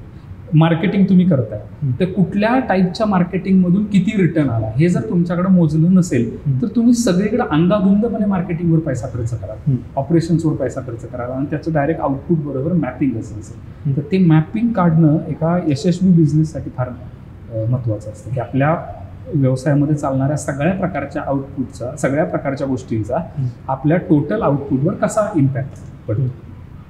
तर त्याच्यामुळं अकाउंट्स मोजणं, आणि त्या अकाउंट्स हा प्रायमरी आहे, त्याच्यामुळे ते मोजणं फार गरजेचं आहे. सो कशाचाही तुम्ही खर्च करत असाल तर ते सगळं लिहून ठेवणं, त्याचं monthly, quarterly, half yearly analysis करणं, आणि मग आपली पुढच्या व्यवसायाची दिशा ठरवणं, हा प्रत्येक व्यवसायाचा बेस आहे. आणि जरी तुम्ही करत नसाल तर मग तुमचा व्यवसाय हा भगवान भरोसा आहे, तो पुढेही जाऊ शकतो, डुबूही शकतो. म्हणजे आपले ट्रॅक नसणार त्या गोष्टी. म्हणजे ज्यावेळेस तुम्ही ही गोष्ट सांगितली ना, म्हणजे लक चान्सच्या आधीपासून आम्ही ही गोष्ट बऱ्याच वेळा फॉलो करत होतो आमच्या बिझनेसच्या टाइम. पण ज्यावेळेस लक्षात आलं की ज्या 1-2 महिन्यामध्ये, 2-3 महिन्यामध्ये एकदम फोकसली त्याच्यावरती काम नाही केलं, आणि मग परत एकदा ज्यावेळेस पूर्ण दिवसभरून सगळे आकडे बघितले, मग कळायला लागले की अरे ही गोष्ट तर आपल्याला माहित नव्हती, ह्या गोष्टी ऐकडे चाललेल्या आहेत. तर त्यावेळेस त्या गोष्टीचं एकदम सांगितल्यानंतर कळणं, परत एकदा प्रॅक्टिकली ते अनुभवल्यानंतर कळणं, त्याचं दोन्हीचं हे झालं. त्यामुळं अकाउंटिंग माझ्या हिशोबाने असं वाटतं की बिझनेसचा लय मेजर पार्ट आहे. की जरी तुम्ही म्हणलं की ठीक आहे पैसे आले गेले, पण जर ते कळतच नाहीत, म्हणजे बरेचसे माझे असे पण मित्र आहेत की मी जसं मेडिकल फील्डमध्ये होतो, तर काहींचे मेडिकल आहेत होलसेल, हरीशर किती पैसे येत आहेत, किती जात आहेत कळतच नाही. बरोबर, अक्षरशः नाही कळत की आणि किती राहत आहेत, मी किती खर्च करत होतो ते काहीच कळत नाही. त्यावेळेस आमचा अजून असंच एक मित्र होता की त्याला या बाबतीत पहिलं काम खूप केल्यामुळे माहिती होतं. मग त्यांनी हिशोबाचा त्यांनी फॉर्मॅट सांगितलं की बाबा तुझ्याकडे प्रत्येक गोष्टीचं लिहिलेली गोष्ट पाहिजे, किती आले, किती गेले, कोणत्या गोष्टी किती राहतात. तर अकाउंटिंगबाबत एक लई महत्त्वाची गोष्ट तुमच्याकडे होती. मला अजून एक जो महत्त्वाचा मुद्दा विचारायचा की स्टार्टअप हा शब्द आणि बिझनेस हा शब्द, तर बऱ्यापैकी हा आता गल्लत झाली आहे बरेच जण, मी पण त्यातच होतो काही दिवसामध्ये. या दोन्ही गोष्टी तुम्ही डिफरन्शिएट कसं करता की स्टार्टअप आणि बिझनेसमध्ये फरक काय समजता तुम्ही? आता त्यातला स्टार्टअप हा शब्द काढून टाकतो. स्वयंरोजगार, सेल्फ एम्प्लॉयमेंट आणि बिझनेस. आता स्टार्टअप हा बिझनेस असूही शकतो, नसूही शकतो. स्टार्टअप म्हणजे बिझनेसची डेफिनेशन मी तुम्हाला सांगतो की माझ्या मते बिझनेस म्हणजे काय असतो. आता एखाद्याने एक दुकान टाकलं तर त्याला पण आपण बिझनेसमॅनच म्हणतो. एखाद्याने एक छोटा क्लास चालू केला त्यालाही आपण बिझनेसच म्हणतो. दुसरं काही चहाची टपरी चालू केली त्यालाही आपण बिझनेसच म्हणतो. तर बिझनेस म्हणजे तो नाही. स्वयंरोजगार आणि बिझनेस ह्या दोघांमध्ये फार फरक आहे. जो ओनर आहे किंवा टीम आहे जी ओनर्सची, डिरेक्टर्सचा, सगळे डिरेक्टर्स इन्व्हॉल्व होते, त्यांना डे टू डे लाईफमध्ये व्यवसायाची कामं करायला लागत आहेत का नाहीत करायला लागत, याच्यावर डिसाईड होतं की तो व्यवसाय आहे, बिझनेस आहे का स्वयंरोजगार सेल्फ एम्प्लॉयमेंट आहे. बिझनेस म्हणजे एक संस्था आहे ज्याच्यामध्ये टीम काम करते, त्याचे सेट ऑफ रूल्स सगळे ठरलेले आहेत. एक व्यवसाय करण्यासाठी, एक संस्था चालवण्यासाठी n नंबर ऑफ रूल्स लागतात. म्हणजे नवीन पर्सन हायर कसा करायचा, का आपलं ओनरला वाटलं म्हणून त्याने इंटरव्ह्यू घेतला, वाटलं तसं त्यानं हायर केलं, चांगला वाटतोय हा व्यक्ती म्हणून हायर केला, तसं नाही चाललं. तुम्ही कोणत्या गोष्टीवर अनालिसिस करून त्याला हायर करता ह्याची प्रोसेस ठरलेली पाहिजे. त्याचं इव्हॅल्युएशन कसं करता ह्याची प्रोसेस ठरलेली पाहिजे. त्याला फायर करायचं म्हणलं तर ओनरला उलटा बोलला म्हणून फायर केला तर असं नाही चालणार. तर तू कुठल्या पॅरामीटरवर तुम्ही त्याला फायर केला तर त्याचं तुम्ही अनालिसिस कसं केलं होतं त्याची प्रोसेस पाहिजे. तुमचे कस्टमर असतील तर कस्टमरला तुम्ही सर्व्हिस देत असाल किंवा प्रोडक्ट विकत असाल तर ते प्रोडक्ट तयार करतानाच्या प्रोसेस काय आहेत, कस्टमरला सर्व्हिस देण्याच्या प्रोसेस काय आहे, ह्या सगळ्या n नंबर ऑफ प्रोसेस असतात. त्या सगळ्या तुमच्या प्रोसेसेस सेट झालेल्या आहेत. तुमचे सगळा स्टाफ मेंबर त्या सगळ्या प्रोसेसेस फॉलो करतायत, एवढ्या लेवलला फॉलो करतायत की तुम्हाला ऑफिसमध्ये यायची गरज पडत नाही. तुम्ही ऑफिसपासून दूर कुठेतरी व्यवसायाच्या प्रगतीबद्दल विचार करत असलेला तर तो बिझनेस आहे. जर तुम्हीच स्वतः जाऊन शटर उघडताय, तुम्हीच गल्ला उघडताय, तुम्हीच त्या गल्ल्याचा हिशोब करताय, संध्याकाळी गल्ला पण तुम्हीच बंद करता आणि शटर पण तुम्हीच बंद करताय, तर ह्याला चुकूनही बिझनेस नका म्हणू, ह्याला सेल्फ एम्प्लॉयमेंट म्हणा. बस सेल्फ एम्प्लॉयमेंट काय चुकीचं आहे असं म्हणत नाही, कारण व्यवसायाची पहिली स्टेप असते सेल्फ एम्प्लॉयमेंट.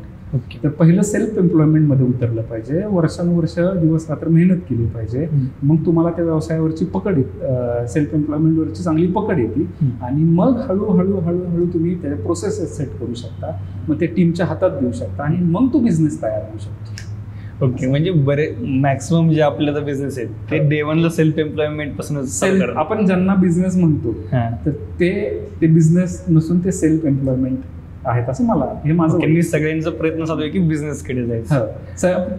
पहिलं तुम्ही त्याला विचारा की ऑफिसच्या दुकानाच्या चाव्या तुझ्याकडे आहेत. जर तो आहे म्हणाला की समजा की अजूनही सेल्फ एम्प्लॉयमेंट मध्ये आहे, ऑफिसच्या दुकानाच्या चाव्या तुझ्याकडे नाही म्हणजे आता बिझनेसकडे जाण्याची सुरुवात हळूहळू चालू झालेली आहे.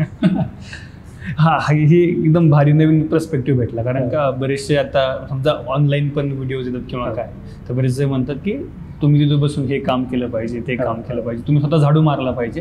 एका पॉईंट ऑफ व्ह्यू ते बरोबर असन की जसं की तुम्ही तुमच्या टीमला पण दाखवताय की मी सुद्धा ते काम करतोय, कोणतं काम हलकं मोठं नाही. पण यातून असा पर्स्पेक्टिव्ह मे बी जात असावा असं मला वाटतंय की नाही तुम्ही कामच करा, खूपच मेहनत करा, म्हणजे सगळंच करा. तर मला असं वाटतं इथून हे काय कळतंय, जर मी बरोबर असेल, की तुम्हाला त्या गोष्टी शिकायच्या, प्रोसेस सिस्टम सेट करायची, त्यासाठी प्रॉपर एक मॅनेजमेंट बसवायची आणि नंतर तुम्हाला बिझनेस डेव्हलपमेंटच्या बाबतीत विचार करायचा, हे तुमचं मेन काम असेल. नंतर हे जे डे टू डे तुमच्या रेग्युलर बिझनेसच्या ऍक्टिव्हिटी हे तुम्हाला सेट करणं हा मेजर प्रायमरी रोल असेल. करेक्ट. हां, आता तू जसं म्हणाला की सुरुवातीला सगळी कामं केली पाहिजेत का, तर तुमच्या व्यवसायावर तुम्ही प्रोसेसेस सेट कशा करणार. प्रोसेसेस जर तुम्हाला सेट करायच्या असतील, बरं त्या प्रोसेसेस नुसतं सेट करून उपयोग नाहीये, त्या प्रोसेसेसचं पण मेजरमेंट झाले पाहिजेत की त्या प्रोसेसेस खरंच सक्सेसकडे घेऊन जात आहेत का, त्या अननेसेसरी प्रोसेसेस आहेत सगळ्या. तर ह्या एवढं तुम्हाला जर ज्ञान यायचं असेल तर दोनच गोष्टी. पहिली गोष्ट, तुम्ही लाखो करोडो रुपये टाका, एक्सपर्ट्सची हेल्प घ्या आणि ते बनवा. आणि जर एवढे पैसे नसतील तर तुम्ही स्वतः राबा, काम करा आणि मग तुम्हाला ते ज्ञान येईल आणि त्याच्यातून त्या प्रोसेसेस सेट करा. तर त्याच्यामुळं जो असा युवक आहे की ज्याला स्वतःला व्यवसायामध्ये उतरायचं, म्हणजे मीच, त्यानं स्वतःहून राबून काम करून ते सगळं करून त्याच्यातून त्या प्रोसेसेस सेट केल्या. प्रोसेस सिस्टम समजा सेट करायला असं वाटतं ॲटलीस्ट भरपूर स्वतः जोपर्यंत काम करत नाही तोपर्यंत त्या सिस्टम कधी सेट करता येणार नाही. जसं जर मला असं वाटतं की बऱ्याच वेळेला जसं एक्सपर्टची राईमनी पण होऊ शकतं, पण मला असं वाटतं की एक प्रॉपर गायडन्स आणि स्वतः काम करतोय त्या पोस्टवरती. समजा मी अकाउंटचं काम सांभाळतो, मी ॲटलीस्ट 5-6 महिने जर अकाउंटचं काम सांभाळलं तर ते ॲज इट इज मी कोणाला तरी देऊ शकतो, त्याच्यावर मी ट्रॅक पण ठेवू शकतो.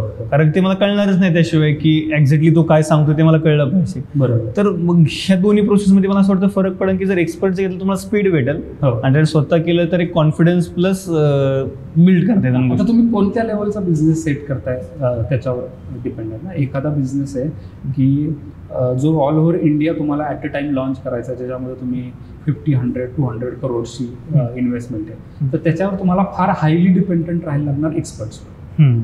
कारण किती ठिकाणी तुम्ही स्वतः जाऊन काम करणार. एखादा व्यवसाय की ज्याच्यामध्ये तुमची 50,000 1 लाखाच्या इन्व्हेस्टमेंटचा प्लॅन आहे, तर त्याच्यामध्ये जर तुमचं बजेटच रिस्ट्रिक्टेड आहे तर तुम्ही एक्सपर्टची फार जास्त हेल्प घेऊ शकणार नाही. त्या केसमध्ये तुम्हाला स्वतः उतरून काम करून हळूहळू बजेट वाढवून मग एक्सपर्ट्स इन्व्हॉल्व करणं असं करावं लागेल. तर तो कॉम्बो हा बेस्ट असेल की तुमचं स्वतःचं पण काम आणि एक्सपर्ट्सची हेल्प घेऊन त्या प्रोसेसेस सेट झाल्या पाहिजे.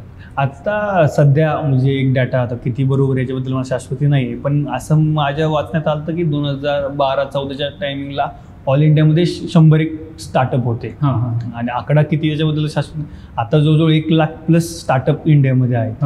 ही startup boom as a business म्हणून तुम्ही ऑब्झर्व करताय मागच्या 1 डेकेड पासून. तर त्यामध्ये काय फरक वाटतो आणि सध्या जे स्टार्टअप चालू त्याच्याबद्दल तुमचं पॉईंट ऑफ व्ह्यू काय? नाही, आता आधी आपल्याकडं जॉब ह्यालाच प्रायोरिटी दिली जायची की जोपर्यंत जॉब नाही तुझा तोपर्यंत तू म्हणजे स्टेबल नाही, तोपर्यंत त्याला तो रिस्पेक्ट मिळायचा नाही. लोक घाबरायचे स्टार्टअप करायचे.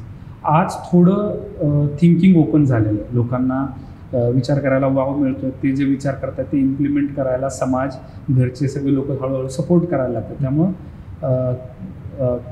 स्टार्टअपकडे जाण्याचा कल वाढतोय आणि तो वाढणं फार चांगलं आहे. कारण जर इंडियन फक्त आता IT इंडस्ट्रीबद्दल जर बोलायचं झालं तर मोठ्या प्रोडक्ट बेस्ड कंपनी घ्या, इंडियन नाही आहेत. फेसबुक, इन्स्टा इंडियन नाही आहेत. OS मॅकिंटोश इंडियन नाही आहे, विंडोज इंडियन नाही आहे. बरं, ह्यांच्यासाठी काम करणारे मेजॉरिटी लोक इंडियन आहेत.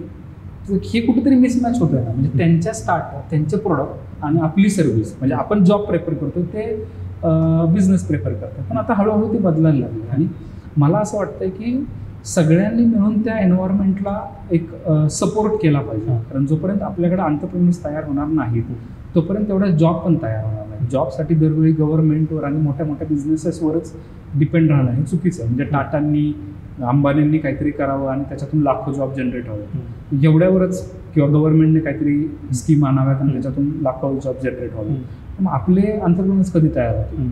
ही पिढी ज्यावेळी आपली स्टार्टअप्समध्ये जाईल त्यावेळी पुढची येणारी पिढी जी आहे ना ती बिझनेसकडे झुकली. मी तुम्हाला बिझनेसचा आणि याचा डिफरन्स सांगितला. या पिढीनं स्वतः उतरून हात खराब केले पाहिजे, त्याच्यात काम केलं पाहिजे. त्यावेळी त्यांना ते प्रोसेसेस आणि त्या सगळ्या गोष्टी येतील. त्यावेळी आपल्याकडं बिझनेस एन्व्हायरमेंट तयार होईल.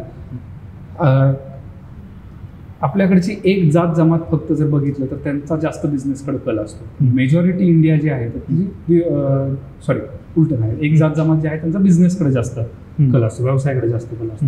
बाकी सगळी लोक आहेत जी जॉबच्या मागे लागलेली असतात. तर आता ते सगळं सोडून तुम्ही कोणत्या रिलिजनमध्ये, जातीमध्ये जन्माला आलाय, कोणत्या राज्यामध्ये जन्माला आलाय, इरिस्पेक्टिव्ह ऑफ दॅट तुम्हाला ऑपॉर्च्युनिटीज ओपन आहेत ग्लोबलायझेशनमुळे. तर त्याच्यामुळं तुम्ही स्टार्टअपकडे जास्त गेलं पाहिजे. आणि आता ते एन्व्हायरमेंट पॉझिटिव्ह आहे, ते जायला लागलेली आहे. आता त्यात फक्त थोडेसे पालक आडवे येतात, बट ऑब्वियस, कारण स्टार्टअप आणि बिझनेसमध्ये आम्हाला रिस्क असते. तर त्याच्यामुळे कुठल्याही पालकांना असं वाटतं की आपल्या मुलांनी जरा जॉबमध्ये झाला, त्याचा एक पर मंथ व्यवस्थित इन्कम चालू झाला की सगळं आपलं सेट होईल. तर ते पालकांनी थोडंसं सपोर्ट केला पाहिजे आणि मुलांना त्यांच्या डोक्यातल्या कॉन्सेप्ट इम्प्लिमेंट करायचा वाव दिला पाहिजे. आता सगळ्यात असं काही जाणवतंय का तुम्हाला की आता बरेचसे स्टार्टअप फेल पण होत आहेत, तर त्यात काही तुम्हाला दिसतंय का? मला इथं 2 गोष्टी विचारू वाटतात. एक तर अशी काही चेकलिस्ट असावी का तुम्ही उतरायच्या आधी ह्या तुम्ही गोष्टी इन्शोर करा तुमच्यासाठी, तुमचं नॉलेज असेल किंवा त्या बिझनेसबद्दल. आणि दुसरी गोष्ट असेल की जर बिझनेस चालू तुम्ही करताय तर त्यासाठी तुम्ही कोणकोणत्या गोष्टी पाहिल्या पाहिजे सगळ्यात महत्त्वाचं. म्हणजे एक सिम्पल म्हणजे मला चेकलिस्ट तुमच्या डोक्यात आहे का? ह्या गोष्टी तुम्ही चेक केल्या पाहिजे चालू करण्याच्या आधी. अगदी. म्हणजे कुठलाही तुम्ही व्यवसाय चालू करता तर आपण एक कन्सिडर करूयात, एक प्रोडक्ट तुम्ही लॉन्च करताय तर त्याचा फार व्यवस्थित अभ्यास झाला पाहिजे. पहिली गोष्ट, ते प्रोडक्ट जे तुम्ही लॉन्च करणार आहात तर ते खरंच तुमची कॅपॅबिलिटी आहे का ती त्या क्वालिटीने लॉन्च करायची.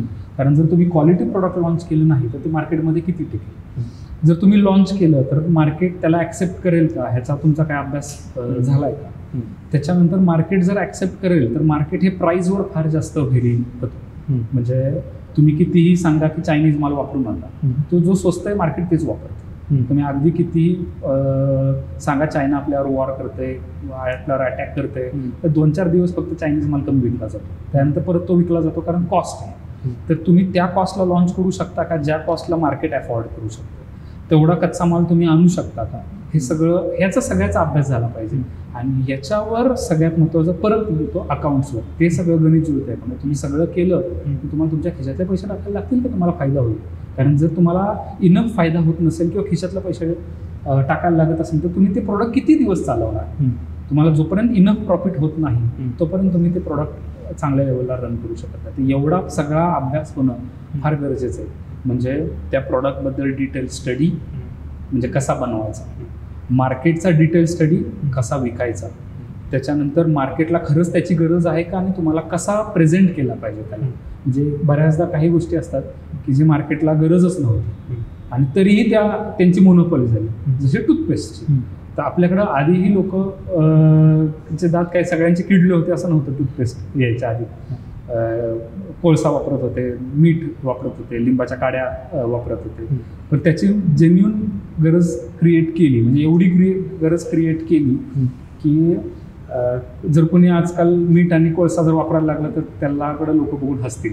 आणि आता ॲड येतात की तुमच्या टूथपेस्टमध्ये नमक आहे का, तुमच्या टूथपेस्टमध्ये कोयला आहे का. तर तुमच्याकडे तेवढी कॅपॅसिटी आहे का की तुमचा ब्रँड उभा राहू शकतो. ब्रँड उभा राहू शकतो म्हणजे एकतर तुम्ही मार्केटिंगनं तो उभा करा, नाही तर खरंच त्याची गरज आहे मार्केटला की तुम्हाला उभा करायची गरज नाही. तर ह्याचा स्टडी झाला पाहिजे आणि अकाउंट्सचा स्टडी झाला पाहिजे. आणि ह्याच्यामध्ये जे लोक फ्रेशर असतील, जे म्हणजे मी बिझनेस एंटरप्रेन्योरशिप पॉईंट ऑफ व्ह्यूनं फ्रेशर म्हणतो, मी त्यांचा एम्प्लॉयमेंटमधला एक्सपिरियन्स कन्सिडर नाही करत, मी एंटरप्रेन्योरशिपमधला एक्सपिरियन्स करतो. तर ते जर फ्रेशर असतील तर त्यांनी जर थोडासा एक्सपिरियन्स लोकांचा गायडन्स घेऊन उतरले ह्याच्यामध्ये तर रिस्क कमी असेल. रिस्क तर असेल, एंटरप्रेन्योरशिप म्हणजे रिस्क. ह्या दोघांचं लग्न झालेलं आहे एकमेकांबरोबर, त्यांचा डिवोर्स होऊ शकत नाही. माझा एक पॉईंट ऑफ व्ह्यू आहे की आपण बिझनेसला कायम बिझनेस शब्द आलेला लगेच रिस्क शब्द तोंडासमोर येतो. तर मला सांगा ना, आज जॉबमध्ये रिस्क नाही का सर? रिस्क आहेच. आज तुम्ही जॉब करा किंवा परमनंट जॉब करा, तुम्ही गव्हर्नमेंट जॉब करा, कोणताही जॉब करा, किंवा आयुष्यात आपण छोट्या छोट्या गोष्टी करतोय, जे जेवण आपण जेवतोय, जिथं आपण प्रवास करतोय, ह्या सगळ्या ठिकाणी रिस्क आहे का नाही? रिस्क आहे. बिझनेसचा एवढा भाऊ का आला की बिझनेसमध्येच रिस्क? बिझनेसमध्ये रिस्क, आता जॉबमध्ये रिस्क आहे तर जॉबमधून तुम्हाला काढून टाकलं की त्यात तुमचं आता फिनान्शियल लॉस, अर्निंग थांबतं पण फिनान्शियल लॉस नसतं काय. परत तुम्ही थोडे दिवस बिना अर्निंगचे राहता, दुसरा जॉब मिळाला की परत अर्निंग चालू होतं. बिझनेसमध्ये बऱ्याचदा लोकांना आपल्या खिशातले पैसे टाकावे लागतात. स्वतःचं आयुष्य उद्ध्वस्त होतं, घरच्यांचं आयुष्य उद्ध्वस्त होतं आणि मार्केटमध्ये आमाप ह्याचे एक्झाम्पल आहेत. तर म्हणून ह्याची रिस्क जो आहे त्याचा बाऊ मोठा झालेला आहे. आता ही जर रिस्क कमी करायची असेल, ह्याचं जर बाऊ कमी करायचं असेल तर आपल्याला मुलांना एंटरप्रेन्योरशिपचे धडे हे बालपणापासून द्यावे लागतात. म्हणजे पुढं जाऊन त्यांना कुठलं शिकायचं आणि एक्सपर्टची हेल्प घ्यायची आणि मग एंटरप्रेन्योरशिप चालू करायची. त्याच्याऐवजी त्याला बालपणापासून एंटरप्रेन्योरशिपचे धडे दिले छोटे छोटे छोटे छोटे की ह्या बिझनेसमधल्या गोष्टी हँडल कशा करायच्या असतात, तर मे बी हा रिस्कवाला जो भाव आहे तो कमी होऊ शकतो. घरच्यांचा सपोर्ट मिळाला तर तो रिस्कवाला भाव थोडा कमी होऊ शकतो. आत्ता तुम्ही बायजूसचं उदाहरण माहिती असेल तुम्हाला. एवढे मोठे मोठे बिझनेसेस आहेत जे का जी युनिकॉर्न येते, ते आयडियल झाले काही दिवसावर. एवढ्या मोठी बिझनेसनी सुद्धा अशा प्रकारची सिच्युएशन निर्माण व्हावी, त्यांच्याकडे एक्सपर्ट आहे, पैसा आहे, इन्व्हेस्टमेंट आहे, तरी अशा गोष्टी का घडत असाव्या तुम्हाला असं वाटतं? आता हे पुढचं जे मी सांगतोय ते माझं अगदी माझं वैयक्तिक मत आहे. मी ह्याच्यात कुणाचंही नाव घेत नाही, हे माझं स्वतःचं ॲनालिसिस आहे. बिझनेस उभे करण्याचे 2 वेज आहेत. परत मी क्लिअर करतो माझं वैयक्तिक मत आहे. पहिलं मत आहे की तुम्ही तुमच्या पॉकेटमधली काही अमाऊंट टाकता, कस्टमर बेस तयार करता, त्याच्यातून तुम्हाला रेव्हेन्यू येतो, प्रॉफिट होतो, त्या प्रॉफिटमधला काही पार्ट टाकता आणि अजून मोठा कस्टमर बेस तयार करता, अजून मोठा, असं हळूहळू लिगसी होत जाते. आणि काही सिनारिओजमध्ये ह्याच्यात वर्षानुवर्ष लागतात, डिकेड्स लागतात. काही याच्यामध्ये जर आपण एक्झाम्पल पाहिलं तर जनरेशन्स पण लागतात असं. आणि तो हळूहळू बिझनेस कॉन्स्टंटली ग्रो होत जातो, पण त्याचं स्पीड फार कमी असतं. दुसरा एक वे असा आहे की तुम्ही इन्व्हेस्टर घ्या. इन्व्हेस्टर जर घेतला तर तुमच्या आयडियाला पहिल्याच दिवशी फार स्पीड मिळतं, कारण चांगला पैसा आलेला असतो. पैसा आला बँक अकाउंटमध्ये कंपनीच्या की कंपनीला स्पीड पकडता येते. तो इन्व्हेस्टमेंट जो आहे, म्हणजे आता लेट्स से अज्युम करा की तुमची कॅपॅसिटी आहे 1 लाख टाकायची, तर तुम्ही 10 लाख इन्व्हेस्टमेंट टाकणारा एक इन्व्हेस्टर बघा, त्या 10 लाखानं तुमच्या बिझनेसला थोडं पुढे घेऊन जा. त्या 10 लाख इन्व्हेस्ट करणाऱ्या पर्सनची कॅपॅसिटी असते 1 करोडचा इन्व्हेस्टर आणण्याची. त्याच्या मदतीनं 1 करोडचा इन्व्हेस्टर आणा, मग तुमच्या बिझनेसमध्ये 1 करोड रुपये येतात. हे काही टाईममध्ये होतं, ज्याला इकडे डिकेड लागला असतं इकडे वर्षामध्ये होतं. मग ते घेऊन अजून स्पीड बघा. आता हे जे इन्व्हेस्टर येतात ना, तर इन्व्हेस्टर खरंच काय काय पाहतात, तर तुमचा कस्टमर बेस किती आहे हे पाहतात. मेजर तो पार्ट आहे. तुम्ही प्रॉफिटेबल आहात का प्रॉफिटेबल नाही. आता ज्यावेळी व्हॉट्सअप विकत घेतलं गेलं त्यावेळी ते थोडी प्रॉफिटेबल होतं. असे कित्येक बिझनेसेस आहेत ज्यावेळी वॉलमार्टने फ्लिपकार्टला विकत घेतलं त्यावेळी ते थोडी प्रॉफिट मिळते. कस्टमर बेस त्याचा मोठा. 1 करोडवाल्याची कॅपॅसिटी असते 10 करोडचा इन्व्हेस्टर आणण्याची, 10 करोडवाल्याची कॅपॅसिटी असते 100 करोडचा इन्व्हेस्टर आणण्याची. तर असे करून करून तुम्ही मोठ्या इन्व्हेस्टमेंट आणून तुमच्या बिझनेसला फार चांगलं स्पीड पकडत असतात. पण हे जे स्पीड पकडताना तुम्हाला लक्षात आलं पाहिजे की हे स्पीड जे आहे ते तुमच्या रेव्हेन्यूमुळे झालंय का इन्व्हेस्टमेंटमुळे झालंय. तर एका लेवलला कुठंतरी जे इन्व्हेस्टमेंटमुळे पकडलेलं स्पीड आहे तर ते रेव्हेन्यूवरच्या स्पीडवर ट्रान्सफर करणं फार गरजेचं असतं. मला समहाव असं वाटतं की बायजू इथं थोडासा फेल झालेला आहे की इन्व्हेस्टमेंट याला स्पॉन्सरशिप, त्याला स्पॉन्सरशिप, याला ॲक्वायर कर, त्याला ॲक्वायर कर, एवढ्या मोठ्या ॲड जनरेट कर. प्रत्येकाला असं वाटलं पाहिजे की ऑनलाईन एज्युकेशन म्हणजे बायजूच आहे फक्त. एवढ्या लोकांच्या माइंडसेटमध्ये उतरण्यापर्यंतचा जो तुम्ही जर्नी घेतली तर ही रेव्हेन्यूवर घेतली का इन्व्हेस्टमेंटवर घेतली. तर ती वेळीच इन्व्हेस्टमेंटवरची थांबवून रेव्हेन्यूवर शिफ्ट झाला तुम्ही तर तो बिझनेस लॉंग टर्म जाऊ शकतो. तर त्याच्या आधीच जर प्रॉब्लेमचा किंवा तुम्ही रस्ताच सोडला नाही इन्व्हेस्टमेंटचा तो कधी ना कधीतरी अडचण येते. पण तो फुगा आहे फुटणार सर. आणि त्याच्यामध्ये मी अजून एक जी गोष्ट बघितली की ज्यांचं कल्चरचे बरेचसे व्हिडिओ बाहेर आले पाहिजे. त्याच्यामुळे मला पुढचा प्रश्न असाच आहे की टीम बिल्डिंग आणि कंपनी कल्चर ह्याबद्दल तुमचा पॉईंट ऑफ व्ह्यू कसा आहे की कशाबद्दल त्या गोष्टी बिल्ड झाल्या पाहिजे. एखाद्या बिझनेसमॅनला अकाउंट्स हँडल करण्याचं जेवढं इम्पॉर्टंट आहे त्याच्यापेक्षा जास्त इम्पॉर्टंट आहे टीम. कारण सेल्फ एम्प्लॉयमेंटमध्ये ओनरचा टीमवर तेवढा फोकस नसतो कारण प्रत्येक गोष्टीत तो इन्व्हॉल्ड असतो. पण ज्यावेळी त्याला बिझनेसमध्ये कन्व्हर्ट करायचं आहे तर ती फक्त टीमच तो बिझनेस अख्खा हँडल करणार आहे.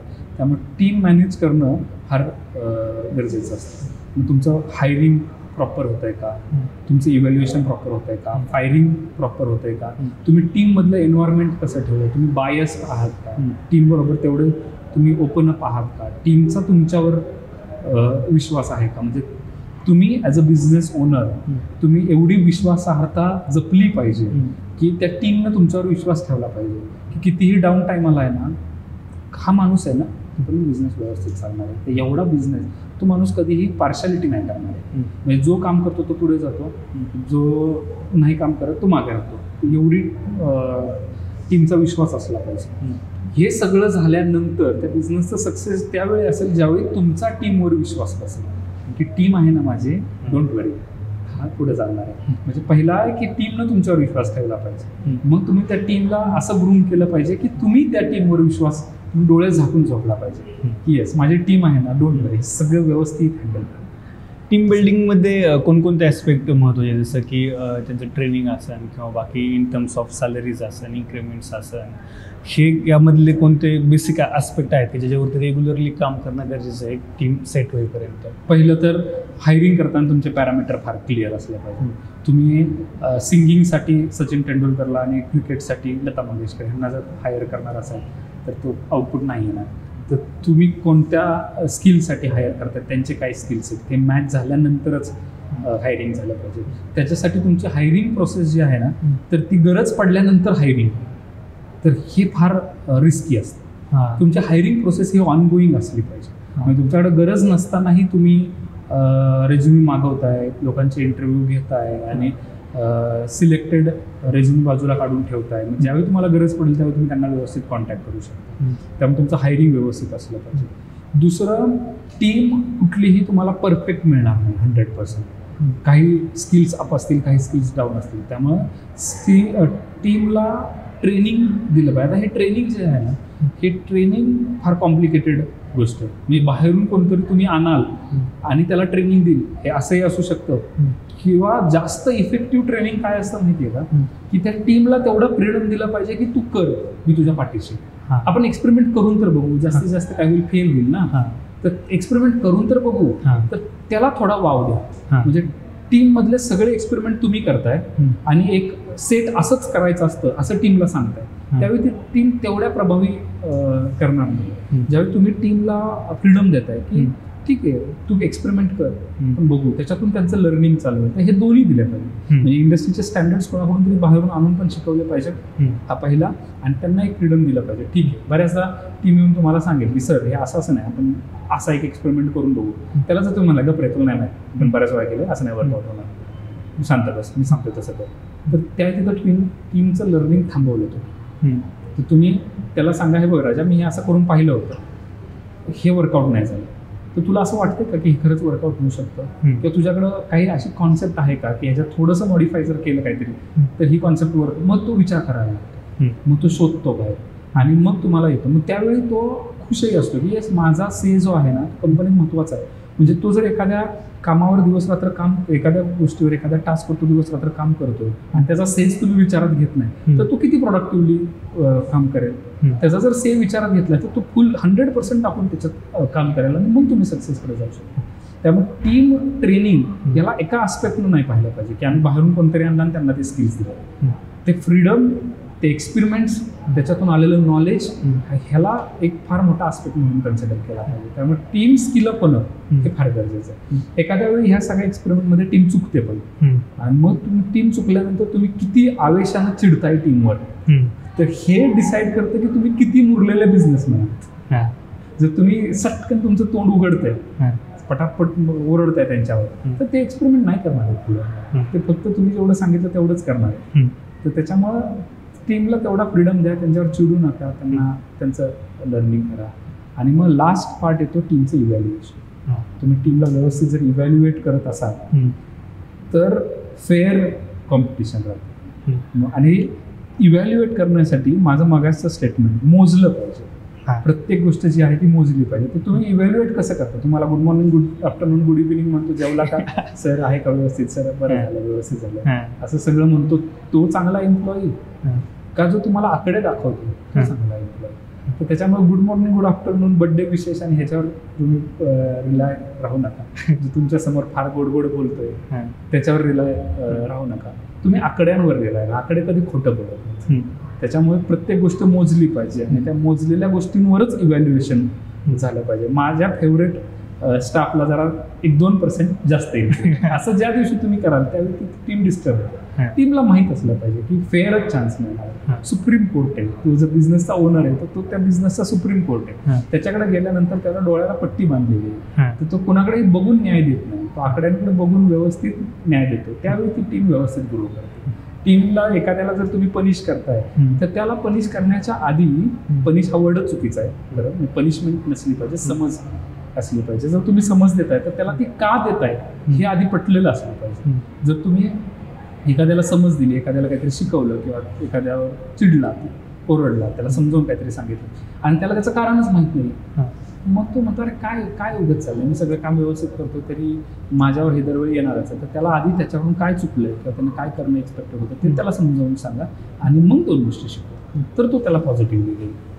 मला असं वाटतं टीम बिल्डिंग हा, जसं तुम्ही म्हणले की फायनान्सपेक्षा मेजर टास्क आहे, तर भरपूर सगळे जे सेल्फ एम्प्लॉयमेंटमधून बिझनेसकडे जायचं आहे ट्रान्झॅक्शन, मला असं वाटतं केवळ फक्त ह्याच गोष्टीमुळे होतंय की टीम बिल्डिंगमुळं. Team building secondary. पहिला टीमवर विश्वास ठेवणं.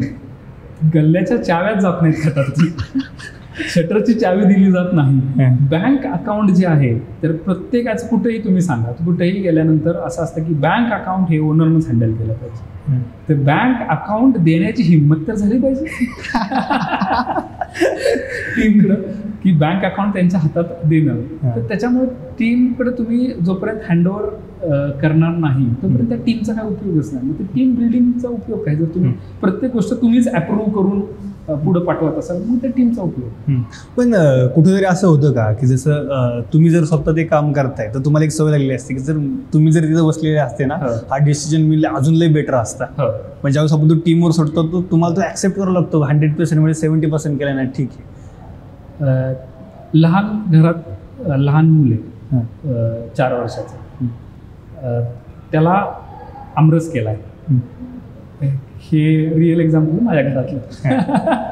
त्याला आमरस केलाय आणि तो आमरस त्याला खायला दिलाय. जर तुम्ही त्याला चमचा वाटीनं जर खायला घातलं ना तर कुठेही एक थेंबही वाया जाणार नाही, कुठेही लागणार नाही, काय नाही. त्याला जर खायला दिला अख्खा पूर्ण अंग आमरसानं भरवलेलं असतं. तो अंग भरवणारे आमरसाने खाली सांडणारे, व्यवस्थित खाणार नाही, म्हणून त्याला कधीच देऊ नका खायला. तो 20 वर्षाचा, 25 वर्षाचा, 40 वर्षाचा होईल तोपर्यंत तुम्ही त्याला चमच्यानच द्या. असं चालणार आहे का तुम्हाला? नाही चालणार. मग तुम्हाला दिलाच पाहिजे ना त्याला. सांडणार आहे, मग तो सांडल्यानंतर त्याला शिकवायला लागणार. स्टीमचं पण तसंच आहे. तुम्ही बेस्ट आहात म्हणून तुम्ही बिझनेस टाकलेला आहे, म्हणून तुम्ही ती कामं केली. मग आता त्या जागी टीमनं यायचंच नाही का कधी? टीमनं आलं पाहिजे ना. मग ज्यावेळी तुम्ही पहिल्यांदा टीमच्या हातात देणार त्यावेळी तो आमरस सांडणार आहे, वाया जाणार आहे, अंगावर लागणार आहे. म्हणून मग त्याला कधीच देऊ नका, असं नका. त्याला द्या, त्याला शिकवा, त्याला समजवा. मग हळूहळू हळूहळू तो व्यवस्थित करायला लागेल. या सगळ्या प्रोसेसमध्ये जर तो चिडला ना तुम्ही तर त्या मुलाला त्या आमरसाबद्दल घिन नको वाटायला. कारण नको आहे, आमरस आले ना तर आई वडील चिडचिडच करणार, त्यापेक्षा तो आमरस नसलेला परवडतो. एवढं पण नका. त्याला शिकवताना व्यवस्थित. मी आता जसं की डिजिटल मार्केटिंगमुळे भरपूर वेळा ना जुने व्यावसायिक जे आहे ते वर्षानुवर्ष व्यवसाय करतायत. करोडोमध्ये बिझनेस आहे सर, त्याचा लाखो करोडोंचा बिझनेस आहे, पण अजूनही त्या माणसाला ना पाणी प्यायला वेळ नाही. का? तर टीम नाही, बरोबर, पैसे नाही असं नाही. पैसा ते द्यायला तयार आहेत, म्हणते मला त्याच्याकडे काही प्रॉब्लेम नाही, मी देतो पैसे, पण करणार कोणी नाही. बरोबर. तर ह्या कॅटेगरीमध्ये जे बिझनेसमन आता अडकले आहेत, आता माईट बी त्यांना बिझनेसमधलं ट्रान्झॅक्शन होणारच नाही मला असं वाटतं. मे बी का तर ते आता इगर पण संपली, आता झालं की येतंय तेवढं चालू राहून ते. बरोबर. पण अशा कॅटेगरीमध्ये जे बिझनेसमन आहेत त्यांना तुमचं सजेशन काय असेल की आता पैसा पण भरपूर आहे, पण आता भरपूर वर्षापासून बिझनेस पण करतायत, त्यांनी काय केलं पाहिजे आता सिच्युएशन? माझं त्यांच्यासाठी एक रिक्वेस्ट असे असेल की तुम्ही जो करताय त्याला बिझनेस नका म्हणू, पहिलं तर सेल्फ एम्प्लॉयमेंट. तुम्ही जे सेल्फ एम्प्लॉयमेंट करताय तर त्याला बिझनेसमध्ये कन्वर्ट करण्याचं टेक्निक जे आहे ते शिका. तुमच्यासाठी नाही, तुमच्या पुढच्या पिढीसाठी शिका. कारण ज्यावेळी तुमचा मुलगा बघेल ना की माझा बाबा हा सकाळी झोपेतून उठल्यापासून रात्री झोपेपर्यंत हा दिवस रात्र गेले 50 वर्ष झालं बिझीच आहे, त्याला कुठल्या सणाला वेळ नाही, कुणाला भेटायला वेळ नाही, घरातल्या कुठल्या गोष्टीसाठी त्याला वेळ नाही, बिझी थकलेला असा जर पाहिलं ना तर तुमचा मुलगा त्या व्यवसायात येणार नाही. त्याला हे सांगा की तुम्ही पण एन्जॉय करता, तुमच्याकडे ही वेळ आहे त्याच्यासाठी. तर हे ज्यावेळी तुम्ही दाखवाल ना त्यावेळी तुमची पुढची जनरेशन त्याच्यामध्ये इंटरेस्ट दाखवेल. नाहीतर तुम्ही जर तुमचा थकलेला, वागलेला, दमलेला, अतिशय बिझी असंच जर लाईफ त्याच्यासमोर पोर्ट्रे केलं तर तो नाही येणार आहे त्याच्यामध्ये. त्याच्यासाठी तरी का होईना तुम्ही ते टेक्निक शिका सगळे आणि आरामात वेळ काढून बिझनेस करा. तुम्हाला बिझनेस म्हणचा जसं राजाचा आत्मा त्या पोपटात अडकलेला असतो ना तसा व्यावसायिकाचा आत्मा त्याच्या व्यवसायात अडकलेला असतो. त्यामुळे सकाळी उठल्यापासून संध्याकाळी झोपेपर्यंत तो त्याच्यातच बिझी असतो. ते आउट ऑफ पॅशन बिझी राहणं ही गोष्ट वेगळी. आणि नाईलाज असतो माझ्याकडं व्यवस्थित वर्क फ्लो चालू आहे, व्यवस्थित इनफ्लो चालू आहे, ते असतानाही मी व्यवसायात एवढा बिझी आहे कारण माझ्याकडे स्टाफ नाही आहे. तर त्याच्यामुळे बिझी असणे ह्या दोन गोष्टींमध्ये फरक आहे. बाबाला कॉल करा ना बाबा फ्री नाही आहे, त्याला येताच येत नाही. त्याला कॉल केला की बाबा मला आता शाळेला 2 दिवस सुट्टी आहे, आपण बाहेर कुठेतरी फिरायला जाऊ. बाबा म्हणतो नाही मला ह्याच्यातून वेळ काढणं शक्य नाही. हे चुकतं. तुम्ही फोन केला आणि तुमच्या लोकांसाठी अवेलेबल नाही आहे तर ही बिझनेसची जी डेफिनेशन तुम्ही बनवली आहे ना त्याच्यामुळे पण ते बिझनेसमध्ये येणाऱ्या लोकांचा काउंट थोडा कमी झाला. बिझनेस इज बिझिनेस असं नाही आहे ते. Business is free. तुम्ही पूर्ण फ्री राहिलं पाहिजे. फ्री तुमच्या घरच्यांसाठी राहा. सगळ्यात महत्त्वाचं तुमच्या फ्युचर बिझनेसच्या ग्रोथसाठी राहा. ज्यावेळी तुमचं डोकं फ्री असेल त्यावेळी तुम्ही बिझनेसची ग्रोथ करू शकाल ना. तर अदरवाईज तुम्ही बिझनेसची ग्रोथ करणार कशी? आता ह्याच मुद्द्यावरून जो सगळ्यात महत्त्वाचा पार्ट येतो की वर्क लाईफ बॅलन्स. तर आता की वर्क लाईफ बॅलन्स कसं मॅनेज करू शकतो एक नवीन बिझनेस म्हणजे प्रॅक्टिकली माझ्या पॉईंट ऑफ व्ह्यूने ग्राउंड रियालिटी जर बघितलं तर इनिशियली तुम्ही ते नाटकं नाही करू शकत की वर्क लाईफ बॅलन्स करा. याबद्दल तुमचं सजेशन किंवा मत काय की बिझनेसमनचं वर्क लाईफ बॅलन्स कसा असावा आणि काय बनण्याचा प्रयत्न करावा किंवा कशा प्रकारचं बॅलन्स त्यांनी साधण्याचा प्रयत्न करता? माझं असं मत आहे की इनिशियल काही डेज काही इयर्स मे बी ते थोडं डिफिकल्ट तर आहे. कारण एखादा व्यवसाय उभा करायचा म्हणलं ना तर n नंबर ऑफ फ्रंट्सवर लढायला लागतं. आणि ज्यावेळी तो नव्यानं सुरुवात करतोय किंवा त्याच्याकडे फंड्सची कमतरता आहे तर त्यावेळी प्रत्येक ठिकाणी टीम उभं करणं पॉसिबल नसतं. त्यामुळे सुरुवातीचे काही दिवस तर डिफिकल्ट आहेत. मग त्यांना काय करावं, एखादा दिवस काढावा की हा दिवस जो आहे तो माझा पूर्णपणे फ्री आहे, व्यवसायाबद्दल फोन नाही, काय नाही बंद करून ठेवला आणि मी माझा जगतो. बाकी दिवशी त्याला बरीच मेहनत घ्यावी लागते. पण ही जी मेहनत आहे ना तर तुमचं एम असलं पाहिजे कधीतरी मला ती हँडओव्हर करायची आणि मग प्लॅन्ड वेनं एक 5 वर्षांच्या 10 वर्षांच्या प्लॅनमध्ये तुम्ही फार फ्री होऊ शकता पुढं. जर टीमवर सगळ्या गोष्टी एक रिस्पॉन्सिबिलिटी देत होऊ शकता. पण इनिशियली तुम्हाला 18 तास 16 तास 18 तास 20 तास दिवसाचे काढावेच लागतात. इनिशियली 16 तास 18 तास काढायला लागणार आहेत. म्हणून हे बेटर की विशीतल्या तरुणानं जर व्यवसायात उतरलं आणि त्याला घरच्यांनी समाजाने सपोर्ट केला तर ते फार व्यवस्थितपणे मॅच केलं जाऊ शकतं. कारण VC-मध्ये फॅमिलीची तेवढी रिस्पॉन्सिबिलिटी पण नसते आणि करण्याची धमक असते. आणि मी म्हणेन तीच पूर्व दिशा, तेवढी एनर्जी पण असते त्याच्यामुळे विशीतल्या तरुणानं व्यवसायात उतरून व्यवसाय उभं करणं वर्सेस एक 40शीतल्या माणसाने सगळी लाईफ सेट करून आता व्यवसायात उतरणं, ह्या दोघांमध्ये जमीन आसमानाचा फरक आहे. त्यामुळे विशीतल्या तरुणांना वेल गायडेड एन्व्हायरमेंटमध्ये व्यवसायात उतरणं गरजेचं. म्हणजे अर्ली बर्डचा जो बेनिफिट आहे घेता येईल किंवा वयाचा म्हणता येईल किंवा बाकीच्या गोष्टी, तर तो बेनिफिट मला असं वाटतं यंग म्हणजे लोक बरेचसे म्हणतात की काही वर्ष नोकरी करा, काम करा, मग व्यवसायात उतरा. तर हे 2 पॉईंट ऑफ व्ह्यू कसे आहेत की मग डायरेक्ट व्यवसायात उतरा आणि नोकरी काम करून. बरोबर. तर मला डायरेक्ट उतरण्याचे माझ्या पॉईंट ऑफ व्ह्यूने काय फायदे वाटतात, जर तुम्ही डायरेक्ट उतरले लवकर तर तुमच्याकडनं जो गेलेला वेळ आहे किंवा जर थोडासा काही लॉस झालाच तो सस्टेन करायची ताकद आहे, कारण तुमच्याकडे वेळ आहे. जरी समजा मी आज कर्जबाजारी झालो 22-23व्या वर्षी तर माझ्याकडे वय आहे, मी ते गोष्टी फेडेल. पण समजा तीच जर मी समजा 24, 25, 26, 27ला आलो, लग्न केलं, नोकरी चालू आहे, आता पैसा भरपूर आहे पण त्यावेळेस ती हिंमतच होणार नाही की ती रिस्क घ्यायची किंवा काय गोष्ट. त्याबद्दल तुमचं मत काय? आता बरेचसे लोक असे ह्या द्वंद्वमध्ये बरं का की ज्यांना सुरुवातीला पण व्यवसाय चालू करायचं म्हणतायत किंवा काही जणांना आता नोकरी करतायत आणि त्यांचं चाललंय की आता मला व्यवसायाकडे स्विच व्हायचं. तर त्या ठिकाणी तुमचं पॉईंट ऑफ व्ह्यू काय होतं? आता हा जो पॉईंट आला की व्यवसाय करण्याच्या आधी थोडा जॉब केला पाहिजे, तर ह्याच्या मुळाशी जाऊयात आपण की कशामुळं, म्हणजे काय असा गव्हर्नमेंटचा रूल आहे का की तुला 5 वर्ष जॉब केल्यानंतरच बिझनेस करता येतो, असं काय कंपनी रजिस्टर करताना गव्हर्नमेंट मागतात? हा बेस आला कुठून, तर तुला त्या क्षेत्रातलं ज्ञान असलं पाहिजे. ज्यावेळी व्यवसाय करणार त्यावेळी तुझ्या टाईमची आणि अमाऊंटची फार मोठी इन्व्हेस्टमेंट करणार आहेस, त्याच्या आधी तुला त्या क्षेत्रातलं नॉलेज आलं पाहिजे. आता नॉलेज आलं पाहिजे तर याला विशिष्ट बिझनेस चालू करायचा आहे, मला त्या क्षेत्राचं नॉलेज पण असलं पाहिजे. मग आता हा मेळ कसा साधता येईल? जर तुमचं एज्युकेशन हे तुमचा छंद हे जर मॅच झालं तर तुम्ही कॉलेज चालू असतानाच त्या क्षेत्राबद्दल बऱ्यापैकी ज्ञान घ्यायला सुरुवात करू शकता आणि त्या क्षेत्रापैकी बऱ्यापैकी ज्ञान आल्यानंतर बिझनेस चालू करणं हाच वाईज डिसिजन आहे. तर तो जो ज्ञान येण्याचा टाइम आहे तो तुम्ही कॉलेजमधला ठेवला तर बेस्ट हे दोन्ही मॅच होऊ शकतं की मला त्यातलं ज्ञान आहे आणि मी व्यवसायात उतरू. ज्ञान नसताना उगाच मला काहीतरी व्यवसाय करायचाच आहे म्हणून उतरणं हे फार रिस्की ठरू शकतं. त्याच्यामुळे ज्ञान हे पाहिजे.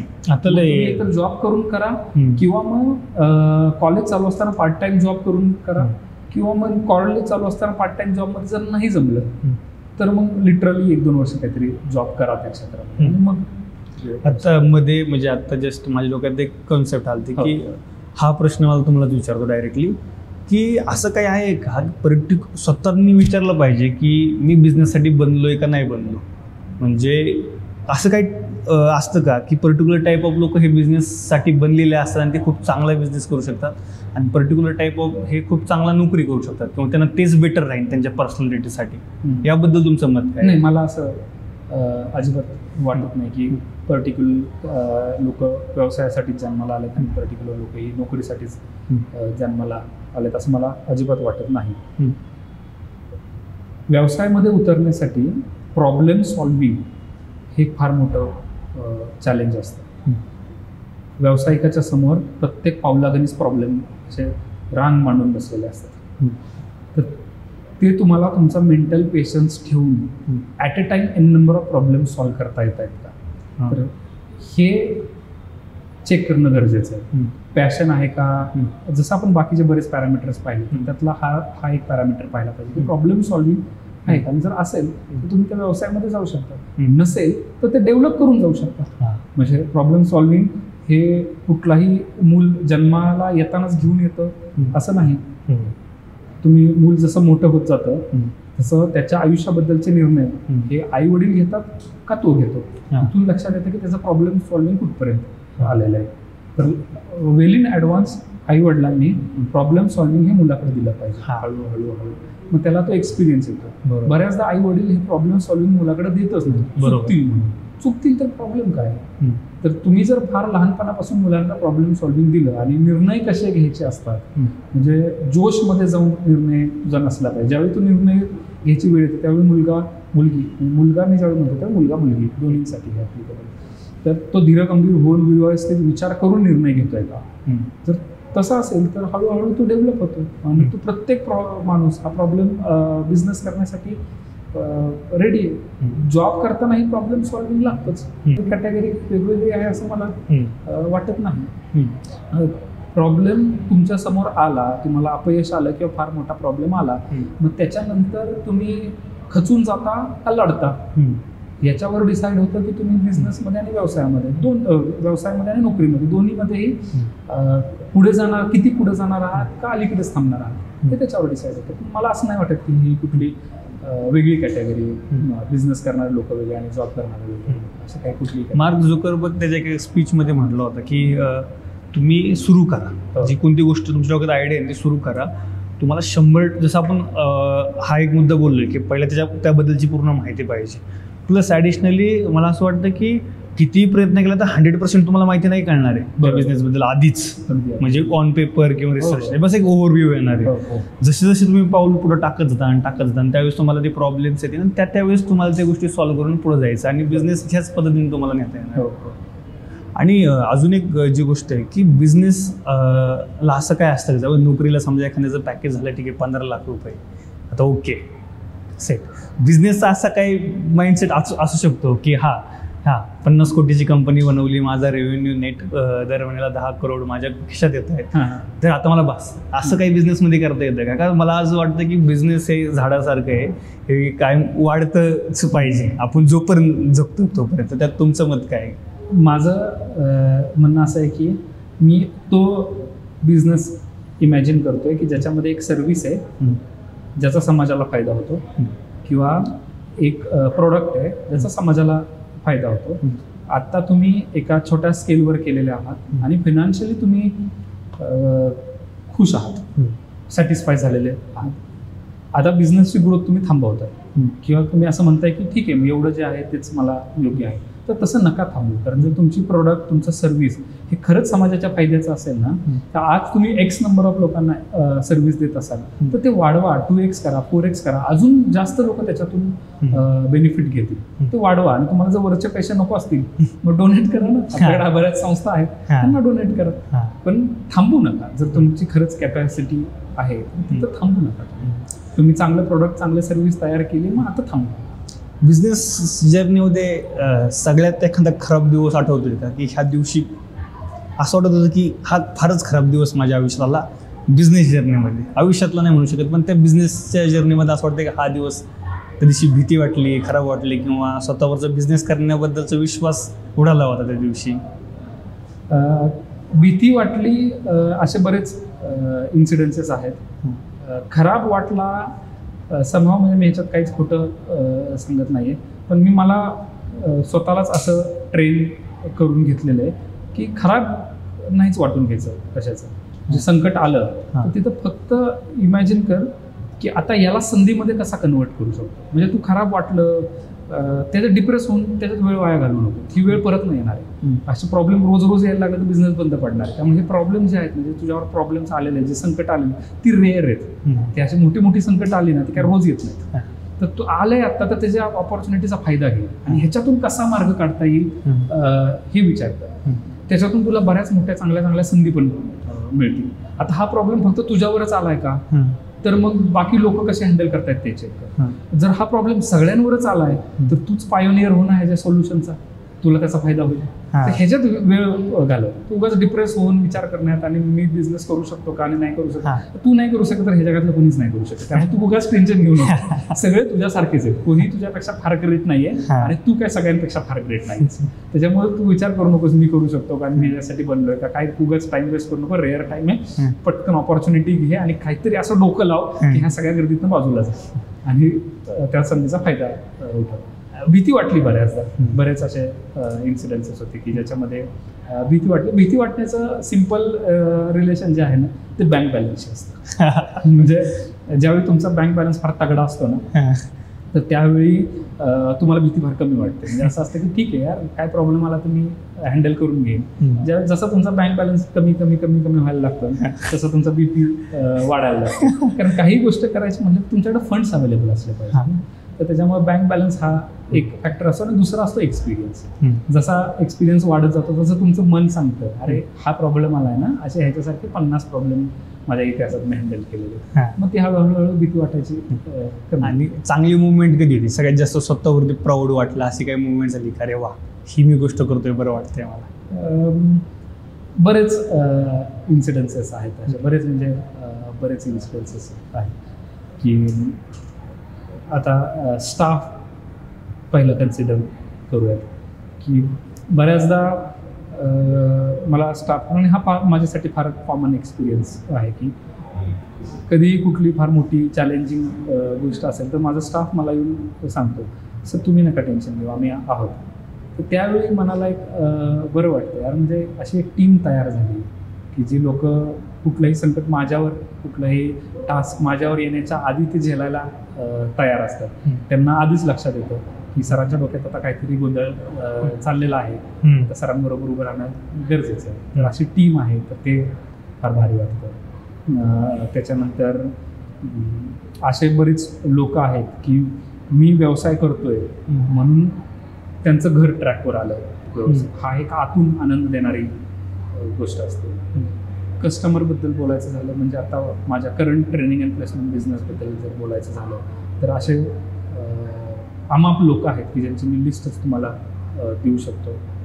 आता माझ्यामुळं झालं हा अहंकार होईल तर मी त्यांच्या एका राम सेतूतला खारीचा वाटा माझा होता हा मला अभिमान आहे की त्यांची जी जर्नी होती अख्खी तर ती ग्रॅज्युएशन कंप्लीट होऊन थांबत होती कुठेतरी, तर माझा एक खारीचा वाटा त्याच्यामध्ये गेला आणि त्यांचं पुढं आयुष्य उभं राहिलं की ज्याला पुण्यात येऊन राहणंही शक्य नव्हतं. तो आज एखाद्या मोठ्या IT कंपनीमध्ये मोठ्या पदावर असतो, मोठी घर घेतो, गाडी घेतो, दाखवायला येतो, पेढे घेऊन येतो. एक परवा एका मुलाचं लग्न झालं, मला जाणं पॉसिबल नाही झालं, मी त्याला शुभेच्छा दिल्या आणि तो म्हणतो सर पुण्यात येऊन राहायचं पॉसिबल नव्हतं, तुमच्यामुळं जॉब लागले, नोकरी लागली आणि मग पुढे लग्न जे झालं ते जॉब लागला म्हणून लग्न झालं. त्यावेळी एक आतून समाधान मिळतं. हे सगळं ज्यावेळी चाललेलं असतं हे पाहताना ज्यावेळी घरचे लोक आहेत, आई वडील आहेत, बायको आहे, मुलगा आहे, भाऊ, चुलते, आत्या, मामा, हे सगळी जी लोक आहेत तर ह्या सगळ्या लोकांवर ज्यावेळी समाधान दिसतं मनातून त्यांना असं वाटतं की आपलं पोट पुढं जायला लागलेलं आहे.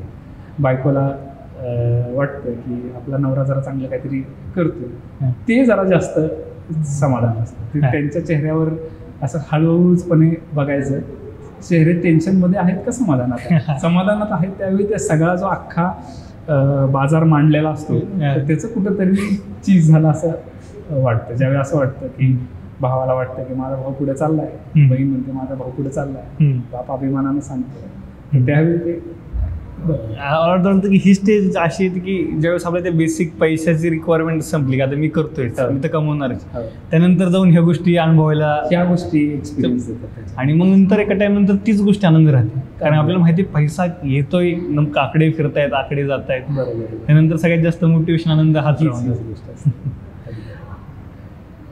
भारी वाटतंय. आणि एक अजून एक प्रश्न की तुमचा कोणता असा आयडियल बिझनेसमॅन किंवा आयडियल पर्सन होता का आयुष्यात जो की तेव्हापासून तोच आहे, आता तेव्हा लहानपणी पण तोच आवडायचा, आजही त्यात तोच माणूस आवडतो, त्याच्याकडून ह्या गोष्टी शिकतो? थोडंसं ऐकायला विचित्र वाटेल पण मी हा माझा आयडियल आहे आणि या सगळ्या गोष्टींवर मी विश्वास ठेवत नाही. का नाही ठेवत? कारण जेवढे फक्त आता बिझनेसचं उदाहरण जर घेतलं तर जेवढे काही बिझनेसमॅन झाले, मोठे मोठे झाले किंवा जे फ्लॉप पण झाले, तर त्यांच्यात कॅलिबरच नव्हतं.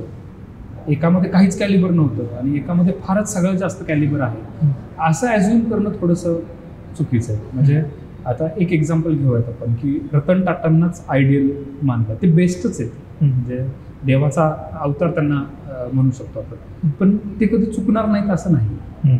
तर त्याच्यामुळे त्यांच्या स्वभावातल्या, त्यांच्या वागण्यातल्या सगळ्या चांगल्या गोष्टी घेतल्या. एखाद्याचा बिझनेस फ्लॉप झाला आणि अंबानींचा बिझनेस फ्लॉप झाला म्हणजे त्यांना काहीच येत नाही असं जर आपण ॲज्युम केलं तर ते चुकीचं आहे. त्यांचे काही निर्णय फसले असतील, काही गणिती चुकली असतील, म्हणून तो बिझनेस डाऊन गेला असेल. आता विजय माल्या लोकांना बुडवून फरार झाला, आता ही त्याची चुकीची बाजू आहे, पण त्यानं जे बिझनेस उभा केला आणि हँडल केला तर काहीतरी एखादं चांगलं असेल ना.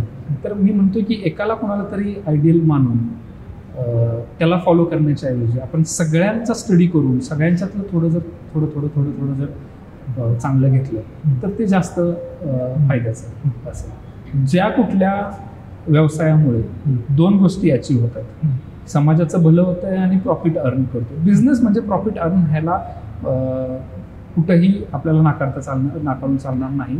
ॲट द सेम टाईम समाजाचं काहीतरी भलं होतं. ह्या गोष्टी जिथे अचीव केल्या जातात तिथं शिकण्यासारखं आहे असं मला वाटतं. लहानपणीच्या कोणत्या आठवणी आहेत का की लहानपणी हे विकून छोट्या छोट्या गोष्टी विकल्या होत्या, त्यातून प्रॉफिट अर्न केलं तर असं काही आठवतं का गावाकडे असताना? नाही, म्हणजे तसं लहानपण एकदम लहान होतो तर त्यावेळेचं नाही आहे, पण ज्यावेळी इंजिनिअरिंग चालू होतं त्यावेळी असे उद्योग बरेच. तरी त्यातले एखादं आता सांगायचंच का ओपनली? सांगू. जुन्या बाजारातून कम्प्युटर आणि त्यांचे पार्ट विकत आणायचे, ते सगळं घरी गोळा करायचं, त्याच्यातून एक चांगला कम्प्युटर तयार करायचा आणि हा सेकंड हँड कम्प्युटर आहे म्हणून विकायचा आणि त्याच्यातून इंजिनिअरिंगचा खर्च भागवायचा. त्याच्यानंतर छोटे छोटे वर्कशॉप काढायचे. तुम्हाला रोबोट कसा बनतो ते शिकवतो, तुम्हाला मोबाईल कंट्रोल्ड रोबोट कसा बनवतो ते शिकवतो. असे कुठले छोटे वर्कशॉप काढायचे. त्याच्यातून थोडेफार पैसे मिळाले की आपला खिसा एकदा गरम झाला की खुश. असं कॉलेज डेजला असताना बरंच केलेलं आहे. तेही घरच्यांना बऱ्यापैकी कमी माहिती देत. घरच्यांना फार जास्त माहिती दिली ह्याच्यातली की मग घरच्यांना टेन्शन येतं की अरे हा सोडून काहीतरी. मी आपलं क्रिएट चालू केलं त्यांना. क्रिएटला जवळजवळ 8 लोकांची टीम हो सर. घरांना एक्झॅक्टली माहितीच नव्हती मी करतोय काय. त्यांना डायरेक्ट 1 वर्ष पूर्ण झाल्यानंतर घेऊन आलतो. आणि त्याच्या आधी माझ्या अशा आठवणीत की मी मेथी विकलेली गावाकडे सायकलवर जाऊन, मी कांदे विकलेत. मी पण ते कोणते कांदे माहिती गेलो, ते बी येतं ना त्याच्यामध्ये फाकळे कांदा म्हणतात ते वाले हॉटेलला विकायचे. हॉटेलवाले कोणते एक ऑर्डर घ्यायचे. बरं. आणि एकदम रिसेंटला मी ज्यावेळेस डी फार्मसीच्या होते सुट्ट्या होत्या काहीतरी दिवाळीच्या, त्यावेळेस मी पण ते विकले होते. बरं. आणि त्यावेळेस पण ते मला असं वाटतं तो रिसेंटचा मला आठवणीचा मी प्रॉफिटेबल केलं. त्यात पहिल्यांदा रिस्क घ्यायची होती मला काहीतरी 2-3 हजार रुपयाची. आता भाऊच देणार होता. भाऊ त्याचा एक मोठा, पण त्यांनी सांगितलं होतं दिवाळीपर्यंत तुला साईट, त्याच्यापेक्षा नाही दिवाळी दिवशी मला लक्ष्मी योजनेला पैसे टाकायचे. तर मग मी काय केलेलं की ठीक आहे म्हटलं रिस्क नाही घ्यायची, रिस्क कमी करायची. एक आपलं व्हॉट्सअपला एक इमेज बनवली, टाकून दिली अवेलेबल आहेत आणि लिमिटेड स्टॉक, आणायच्या आधीच लिमिटेड स्टॉक. आणि आधीच ऑर्डर घेतले, जेवढ्या ऑर्डर घेतल्या आणि तेवढ्याच पण त्या मागवल्या. त्यातून 1-2 ज्या उरल्या त्या मी जाऊन मग बल्कमध्ये विकायचे म्हटलं, एक नाही विकायच्या. तर मी काय केलं की मोठे मोठे दुकानदार पकडले, त्यांना त्याचं समजून सांगितलं महत्व की बघा पण ते कशी भारी आणि ही ठेवा तुम्हाला नाही का, आणि तुम्ही दाखवा डेमो तुमच्या कस्टमरला. आणि दिवाळीच्या किराण्यामध्ये 100-150 रुपयाची तुम्हाला घ्यायला एवढी विशेष नवीन पण दिसते. तर मी असे 3 दुकानदार पकडले. मी सगळे मिळून एक ज्यांना विकलं का, एका दुकानदारांनी 30-40 बॉक्स घेतले माझ्याकडून. म्हणजे तुझे एक्सपेरिमेंटची सुरुवातच होलसेलर म्हणून झाली. तर म्हणजे मी माझं ना मटेरियल त्यांच्याकडून जे ऍडव्हान्स घ्यायचो ना तरीच त्याच्याकडून घ्यायचो माघारी आणि लगेच कॅशमध्ये पैसे देऊन मग त्याची 2-3 गोष्टी शिकवल्या. शेवटला मी फसणार होतो. शेवटला मला परत काहीतरी ना 100 बॉक्सचं एक सेट भेटायचं, त्याच्यापेक्षा कमी घेता येत नसेल. तर मला 60-70 याची हाऊ वाढली ना. आज हे विकलं. तर मी काय केलं की 60 बॉक्सची ऑर्डर जमवली, परत 10-20 उलट्या सोडल्या. असं म्हणलं विकूच आपण, आणि 20-30 उरत आहेत. तर भाऊ मला 100 शिवाय देणार नाही तर ते कॅरेट मला परत विकता येणार, तसंच पडून राहील. म्हटलं काय करू, आता मग मजा वाटायला लागली होती ना. तर मग त्यांनी काय सांगितलं, बघ सिजनल बिझनेस आहे, सिजनल बिझनेसची तू ये म्हणून एक तुला सांग, दुसरा असता तुम्ही मला देऊन टाकला असता. पहिली गोष्ट असतं की बिझनेसमध्ये हा पैसा तुझा अशा बिझनेसमध्ये लगेच मोकळा झाला पाहिजे. आता तू XYZ 4-5 हजार रुपये तुझं नेट प्रॉफिट कमवलंय, ते जर तू तसंच गुंतून राहील, ह्या 30 बॉक्स जर तुझे गुंतून पडले ना वर्षभर, आणि पुढल्या वर्षी तू विकत नसतोय, हा सिजनल बिझनेस आहे. आणि दुसरी गोष्ट मग मला कळते, हा एक गोष्ट आहे की बिझनेसमध्ये एकदम एक्साइटमेंटमध्ये जाऊन कधी कधी तुम्ही असे फसू शकता की लई चाललंय. तर त्या दिवशी जर ते केलं असतं तर ते 70 विकले असते, पण 30 मध्ये मला प्रॉफिट एन्जॉयच नाही करता, तर मग बिझनेस काय केला तू. आणि दुसरी गोष्ट शिकवली की आता तू बघ, जेवढ्यांचे पैसे थोडे गुंतलेत ना, त्यातलं फिक्स एक अमाऊंटला भेटणारच नाही.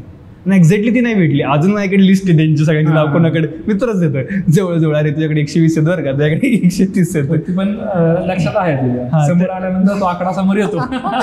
तर ते त्यांनी शिकवलं. त्यामुळे मला आठवण आली की म्हणलं 100% काही ना काहीतरी विकलं असं. आता ओव्हरऑल कसं वाटतं की म्हणजे एक ओव्हरऑल आयुष्याकडे बघितलं म्हणजे आता टेक्निकल सगळ्या गोष्टी सोडून देऊ की बिझनेस येते की ओव्हरऑल जो लाईफचा प्रवास बघितल्यानंतर स्वतः सेल्फ टॉक तर माणसाचा होतोच, बिझनेस म्हणचा तर कायमच होतो. तर मग असं कधी निवांत बसले एकटेच, फॅमिली मित्र काम सगळं, तर कसं वाटतं स्वतःच्या आयुष्याकडे बघितल्यानंतर की बेटर केलं, चांगलं केलं, अजून चांगलं करू शकत होतो? नाही, आत्तापर्यंत मला हा एक आनंद आहे की माझ्या डोक्यात जे जे एक्सपेरिमेंट करायचे होते तर ते मला करता आले. म्हणजे मी देवानं मला एवढी अपॉर्च्युनिटी दिली भारी की मला ते एक्सपेरिमेंट करता आले, तर त्याचा मला अगदी मनापासून आनंद आहे. वेगवेगळे बिझनेसेस केले आणि दरवेळी जो बिझनेस मी घेतला तर तो मला पण फायदा होईल आणि लोकांना पण फायदा होईल हे डोक्यात ठेवून केला आणि त्याला यश पण मिळत गेलं. तशा बऱ्याच अडचणी पण आल्या आणि त्याला रस्तेही मिळाले. आता ज्यावेळी त्यामुळं मागं ज्यावेळी पाहतो त्यावेळी समाधान आहेच, नक्कीच अगदी समाधान आहे. आणि हे ज्यावेळी समाधान मी ज्यावेळी व्यक्त करतो किंवा मनाला जाणवतो त्यावेळी ही पण जाण येते की या लेवलपर्यंत पोचण्यासाठी मला प्रत्येक वेळी पायरीहून आमाप लोकांनी मदत केली. म्हणजे अगदी शिक्षणाचं असेल की ज्यावेळी पैसे भरणं पॉसिबल नव्हतं, त्यावेळी माझे भाऊ असतील, आत्या मामा असतील, तर त्यांनी जी मदत केली. पुण्यात राहणं मला ज्यावेळी शक्य नव्हतं त्यावेळी माझ्या आत्यानं मला तिच्याकडं जागा दिली राहायला आणि प्रेम दिलं, एवढं दिलं की मी अगदी लग्न होईपर्यंत तिथंच राहत होतो. त्याच्यानंतर मी तुम्हाला जे सरांचं एक्झाम्पल दिलं की त्यांनी जेवढा कॉन्फिडन्स बूस्ट केला, तर ह्या सगळ्यांची आठवण असते कुठंतरी आणि समाधान असतं की येस, यांनी सगळ्यांनी पायरी होऊन जागा दिली आणि त्या पायरीवर मला चढताही आलं. त्यासाठी ईश्वर कृपा जो आहे माझ्यावर त्याची जाणीव होते. पुढं ज्यावेळी पाहतो त्यावेळी लक्षात येतं असं की माझं सुख समाधान जे आहे ते ज्यावेळी पैसे नव्हते त्याही वेळी ते मटेरियलिस्टिकवर नव्हतं आणि पैसे थोडेफार आले त्याही वेळी ते काही मटेरियल गोष्टींवर सुख नसतं. त्याच्यामुळे फ्युचर प्लॅन करताना पैसे मला किती बिझनेसला पैसे मिळणं हे वेगळं म्हणतोय. बिझनेस अकाउंट हे नेहमी प्रॉफिटमध्येच असलं पाहिजे, त्याशिवाय तुम्ही काय करू शकता. पर्सनलमध्ये मला पैसे किती मिळतील ह्याच्यावर फोकस ठेवण्यापेक्षा आपण सेल्फ एम्प्लॉयमेंटमधून बिझनेसमध्ये कसं जाऊ शकतो, ही लिगसी कशी जनरेट होईल. आता दिवस रात्र माझं त्याच्यावर काम चाललेलं आहे. म्हणजे आता मी गेल्या काही महिन्यांपासून किंवा वर्षापासून मी बिझनेसमध्ये बिझी नाही आहे. मी माझ्या प्रोसेसेसमध्ये आणि माझ्या सेल्फ एम्प्लॉयमेंटला बिझनेसमध्ये कसं कन्वर्ट करता येईल. म्हणजे महाराजांनी स्वराज्य उभं केलं, महाराज गेल्यानंतरही ते वर्षानुवर्ष चालू होतं. ते जे होतं त्याच्याकडे एक वेगळ्या अँगलनं जर पाहिलं तर तुम्हाला असं लक्षात येईल की महाराजांचं मॅनेजमेंट किती खतरनाक होतं. उगाच चालला नाही तो स्वराज्य. एवढे वर्ष महाराज गेल्यानंतर उगाच नाही चाललं. त्याच्या प्रोसेसेस सगळ्या व्यवस्थित सेट केलेल्या होत्या. म्हणजे मी जसं सांगितलं, हायरिंग कसं करायचं, फायरिंग कसं करायचं, लोकांना मोटिवेट कसं करायचं, त्यांच्या सॅलरीज कशा करायच्या, कुणाला कुठल्या मोहिमेवर पाठवायचं, हे जे आहे ना, हे आणि आपला व्यवसाय हे दोन्ही सेमच आहे. तर जर ते महाराजांकडून आपण शिकलो की आपण गेल्यानंतरही जर हा व्यवसाय वर्षानुवर्ष असाच चालू राहिला तर तो समाजाची सेवा करत आणि फंड जनरेट करत वर्षानुवर्ष तसाच राहील. आता माझं थोडंसं थिंकिंग ते शिकायचं आणि ते उभं करण्याकडं चाललेलं आहे. त्याच्यामुळे मला किती फायदा होईल डझंट मॅटर, पण मला ती बिझनेस उभा करायचा. मला सेल्फ एम्प्लॉईड असून बिझनेसमनची चादर उडून घेऊन मी बिझनेसमॅन आहे हे सांगण्यात तेवढा आनंद होत नाही. मला स्वतः बिझनेसमॅन व्हायचे डोहाळे लागले. 10 वर्ष बिझनेस करून सुद्धा बिझनेस करायचा आहे असं म्हणणारी मी खरा बिझनेस करायचा. खूप छान वाटते. शिवाजी महाराजांचं ना त्याच्यावर एक गोष्ट आठवली. आमच्याकडे एक आमचा टीममेट प्रतीक, तुम्हाला माहिती आहे. प्रत्येक ज्यावेळेस मला असं भेटलं होतं त्याला विचारलं की बाबा तुला काय बनायचं पुढे लॉंग टर्म, तू काय बघतोयस किंवा इकडे यायचं म्हणतोय तर कसं काय. त्यांनी एक लय छान उत्तर दिलं, तर मला अजूनही आठवतं नाही का, की तो म्हणला होता की जसं शिवाजी महाराजांचं अष्टप्रधान मंडळ होतं एक, तर म्हटलं जर आपलं क्रिएटचं एक अष्टप्रधान मंडळ असेल त्यातला मला एक प्रधान व्हायचं. आणि त्या मुवमेंटला म्हटलं तू ये बघू काय करायचं. आणि त्याच्याकडे जी स्किल होती ती स्किल नव्हती आणि ते 2 महिन्यात घरी बसून शिकला ऑनलाईन. सगळं इथं आल्यानंतर प्रॅक्टिकली माझ्याकडून 1 ते 2 महिन्यात काम हँडओव्हर करून घेतलं. तर तुम्ही जे इमॅजिन करतायत हे स्वप्न लवकरच पूर्ण होईल. आणि त्यावेळेस नक्की ते स्वप्न पूर्ण झाल्यानंतरचा अनुभव ऐकण्यासाठी पुन्हा एकदा बाताडवाडीच्या पुढच्या भागामध्ये भेटू. आणि आम्ही प्रत्येक आमचं स्वप्न हे आहे की आमच्या प्रत्येक पाहुण्या जे गेस्ट आहेत त्यांच्यासोबत 2 वेळा पॉडकास्ट करायची. कारण का हा एक जर्नी वेगळी असणार आहे आमच्यासाठी, कारण ती रेकॉर्ड झाली आता. आणि तुम्ही पुढे अजून एक जर्नी जी होणार आहे ती पण आम्हाला रेकॉर्ड करायची. आता ऑन रेकॉर्ड बोललोय त्याच्यामुळं बिझनेस उभा करतोच आणि झाल्यानंतर परत तुम्हाला इन्व्हाइट. हो नक्कीच. आणि या पुढच्या प्रवासासाठी तुम्हाला आमच्याकडून खूप खूप शुभेच्छा. Thank you so much. माझं एवढं सगळं ऐकून घेतलं त्याबद्दल आभार. आणि तुम्ही आज तुमचा वेळातला वेळ इतका मौल्यवान वेळ दिला आम्हाला आणि त्यासाठी खूप आभारी आहोत. आणि ही जी पॉडकास्ट आहे माझ्यासारखे जे तरुण लोक आहेत त्यासाठी खूप गरजेची आहे. आता ही गोष्ट मला भेटली सर, मी लय वेळा म्हणतो, अभिजितला म्हणतो, गोरक्षला म्हणतो की ह्या गोष्टी मला भेटतात लय वेळा, की मी अक्षय सरांना कामानिमित्त भेटतोय. तसं त्यांना भेटणं मुश्किल आहे, पण त्यावेळेस त्यांचं काम त्यावेळेस ते मला भेटणार आहेत. त्यावेळेस मला त्याच्याकडून खूप खूप गोष्टी मी एकदम इगरली जाऊन स्टुडंट म्हणून शिकत असतो, समजून घेत असतो. आणि बाताडवाडी पण त्याच उद्देशातून चालू झाली की बाबा ह्या सगळ्या गोष्टी सगळ्यांना भेटाव्यात. बरं, सगळ्यांकडे आमचं नशीब थोडं चांगलं आहे, आमच्याकडे अक्षय परवानी सर आहेत मार्गदर्शन करायला, त्याचं थोडं कमी आम्हाला वेळ भेटतोय. तर हीच गोष्ट सगळ्यांना भेटावी हीच आमची एक इच्छा आहे. आणि अजून एक शेवटचा एक प्रश्न राहिला, एकदा विचारतो की आज जर तुम्ही 23 वर्षाचे असते तर आज काय केलं असतं? म्हणजे आज तुमचा बिझनेसकडे बघण्याचा दृष्टिकोन असता काय असता आणि काय करू वाटलं असतं? मी जर आज 23 वर्षाचा असतं, 23 वर्षाचा म्हणजे आम्हा एनर्जी, अंगातला एनर्जीचा सागर आहे एनर्जीचं हे. तर सगळ्यात पहिल्यांदा मी अशी एक बिझनेस कॉन्सेप्ट, ती पण मला क्लिअर आहे, एज्युकेशनच. तर एक असं एज्युकेशन बिझनेस, मी त्याला शैक्षणिक संस्था म्हणत नाही किंवा काय म्हणत नाही, बिझनेस का म्हणतोय मी, कारण बिझनेसमध्ये जी सर्व्हिस एकाला देता येते ती करोड लोकांना देता येते. तर अशी एक बिझनेस आत्तापासूनच चालू केला असता की ज्याच्यामध्ये माझ्याकडून तयार झालेल्या कुठल्याही विद्यार्थ्याला कुठल्याही संस्थेनं अनएम्प्लॉयेबल म्हणलं नसतं. तर ह्याचा बिझनेस कसा उभा करता येईल त्याच्यासाठी 23व्या वर्षीच काम चालू केलं असतं. खूप एक चांगली आयडिया एक्सपोज करून ठेवली सगळ्यांसमोर. चालतंय. थँक्यू सो मच सर, आज आपण भेटलो. थँक्यू. खूप चांगलं वाटलं तुमच्यासोबत.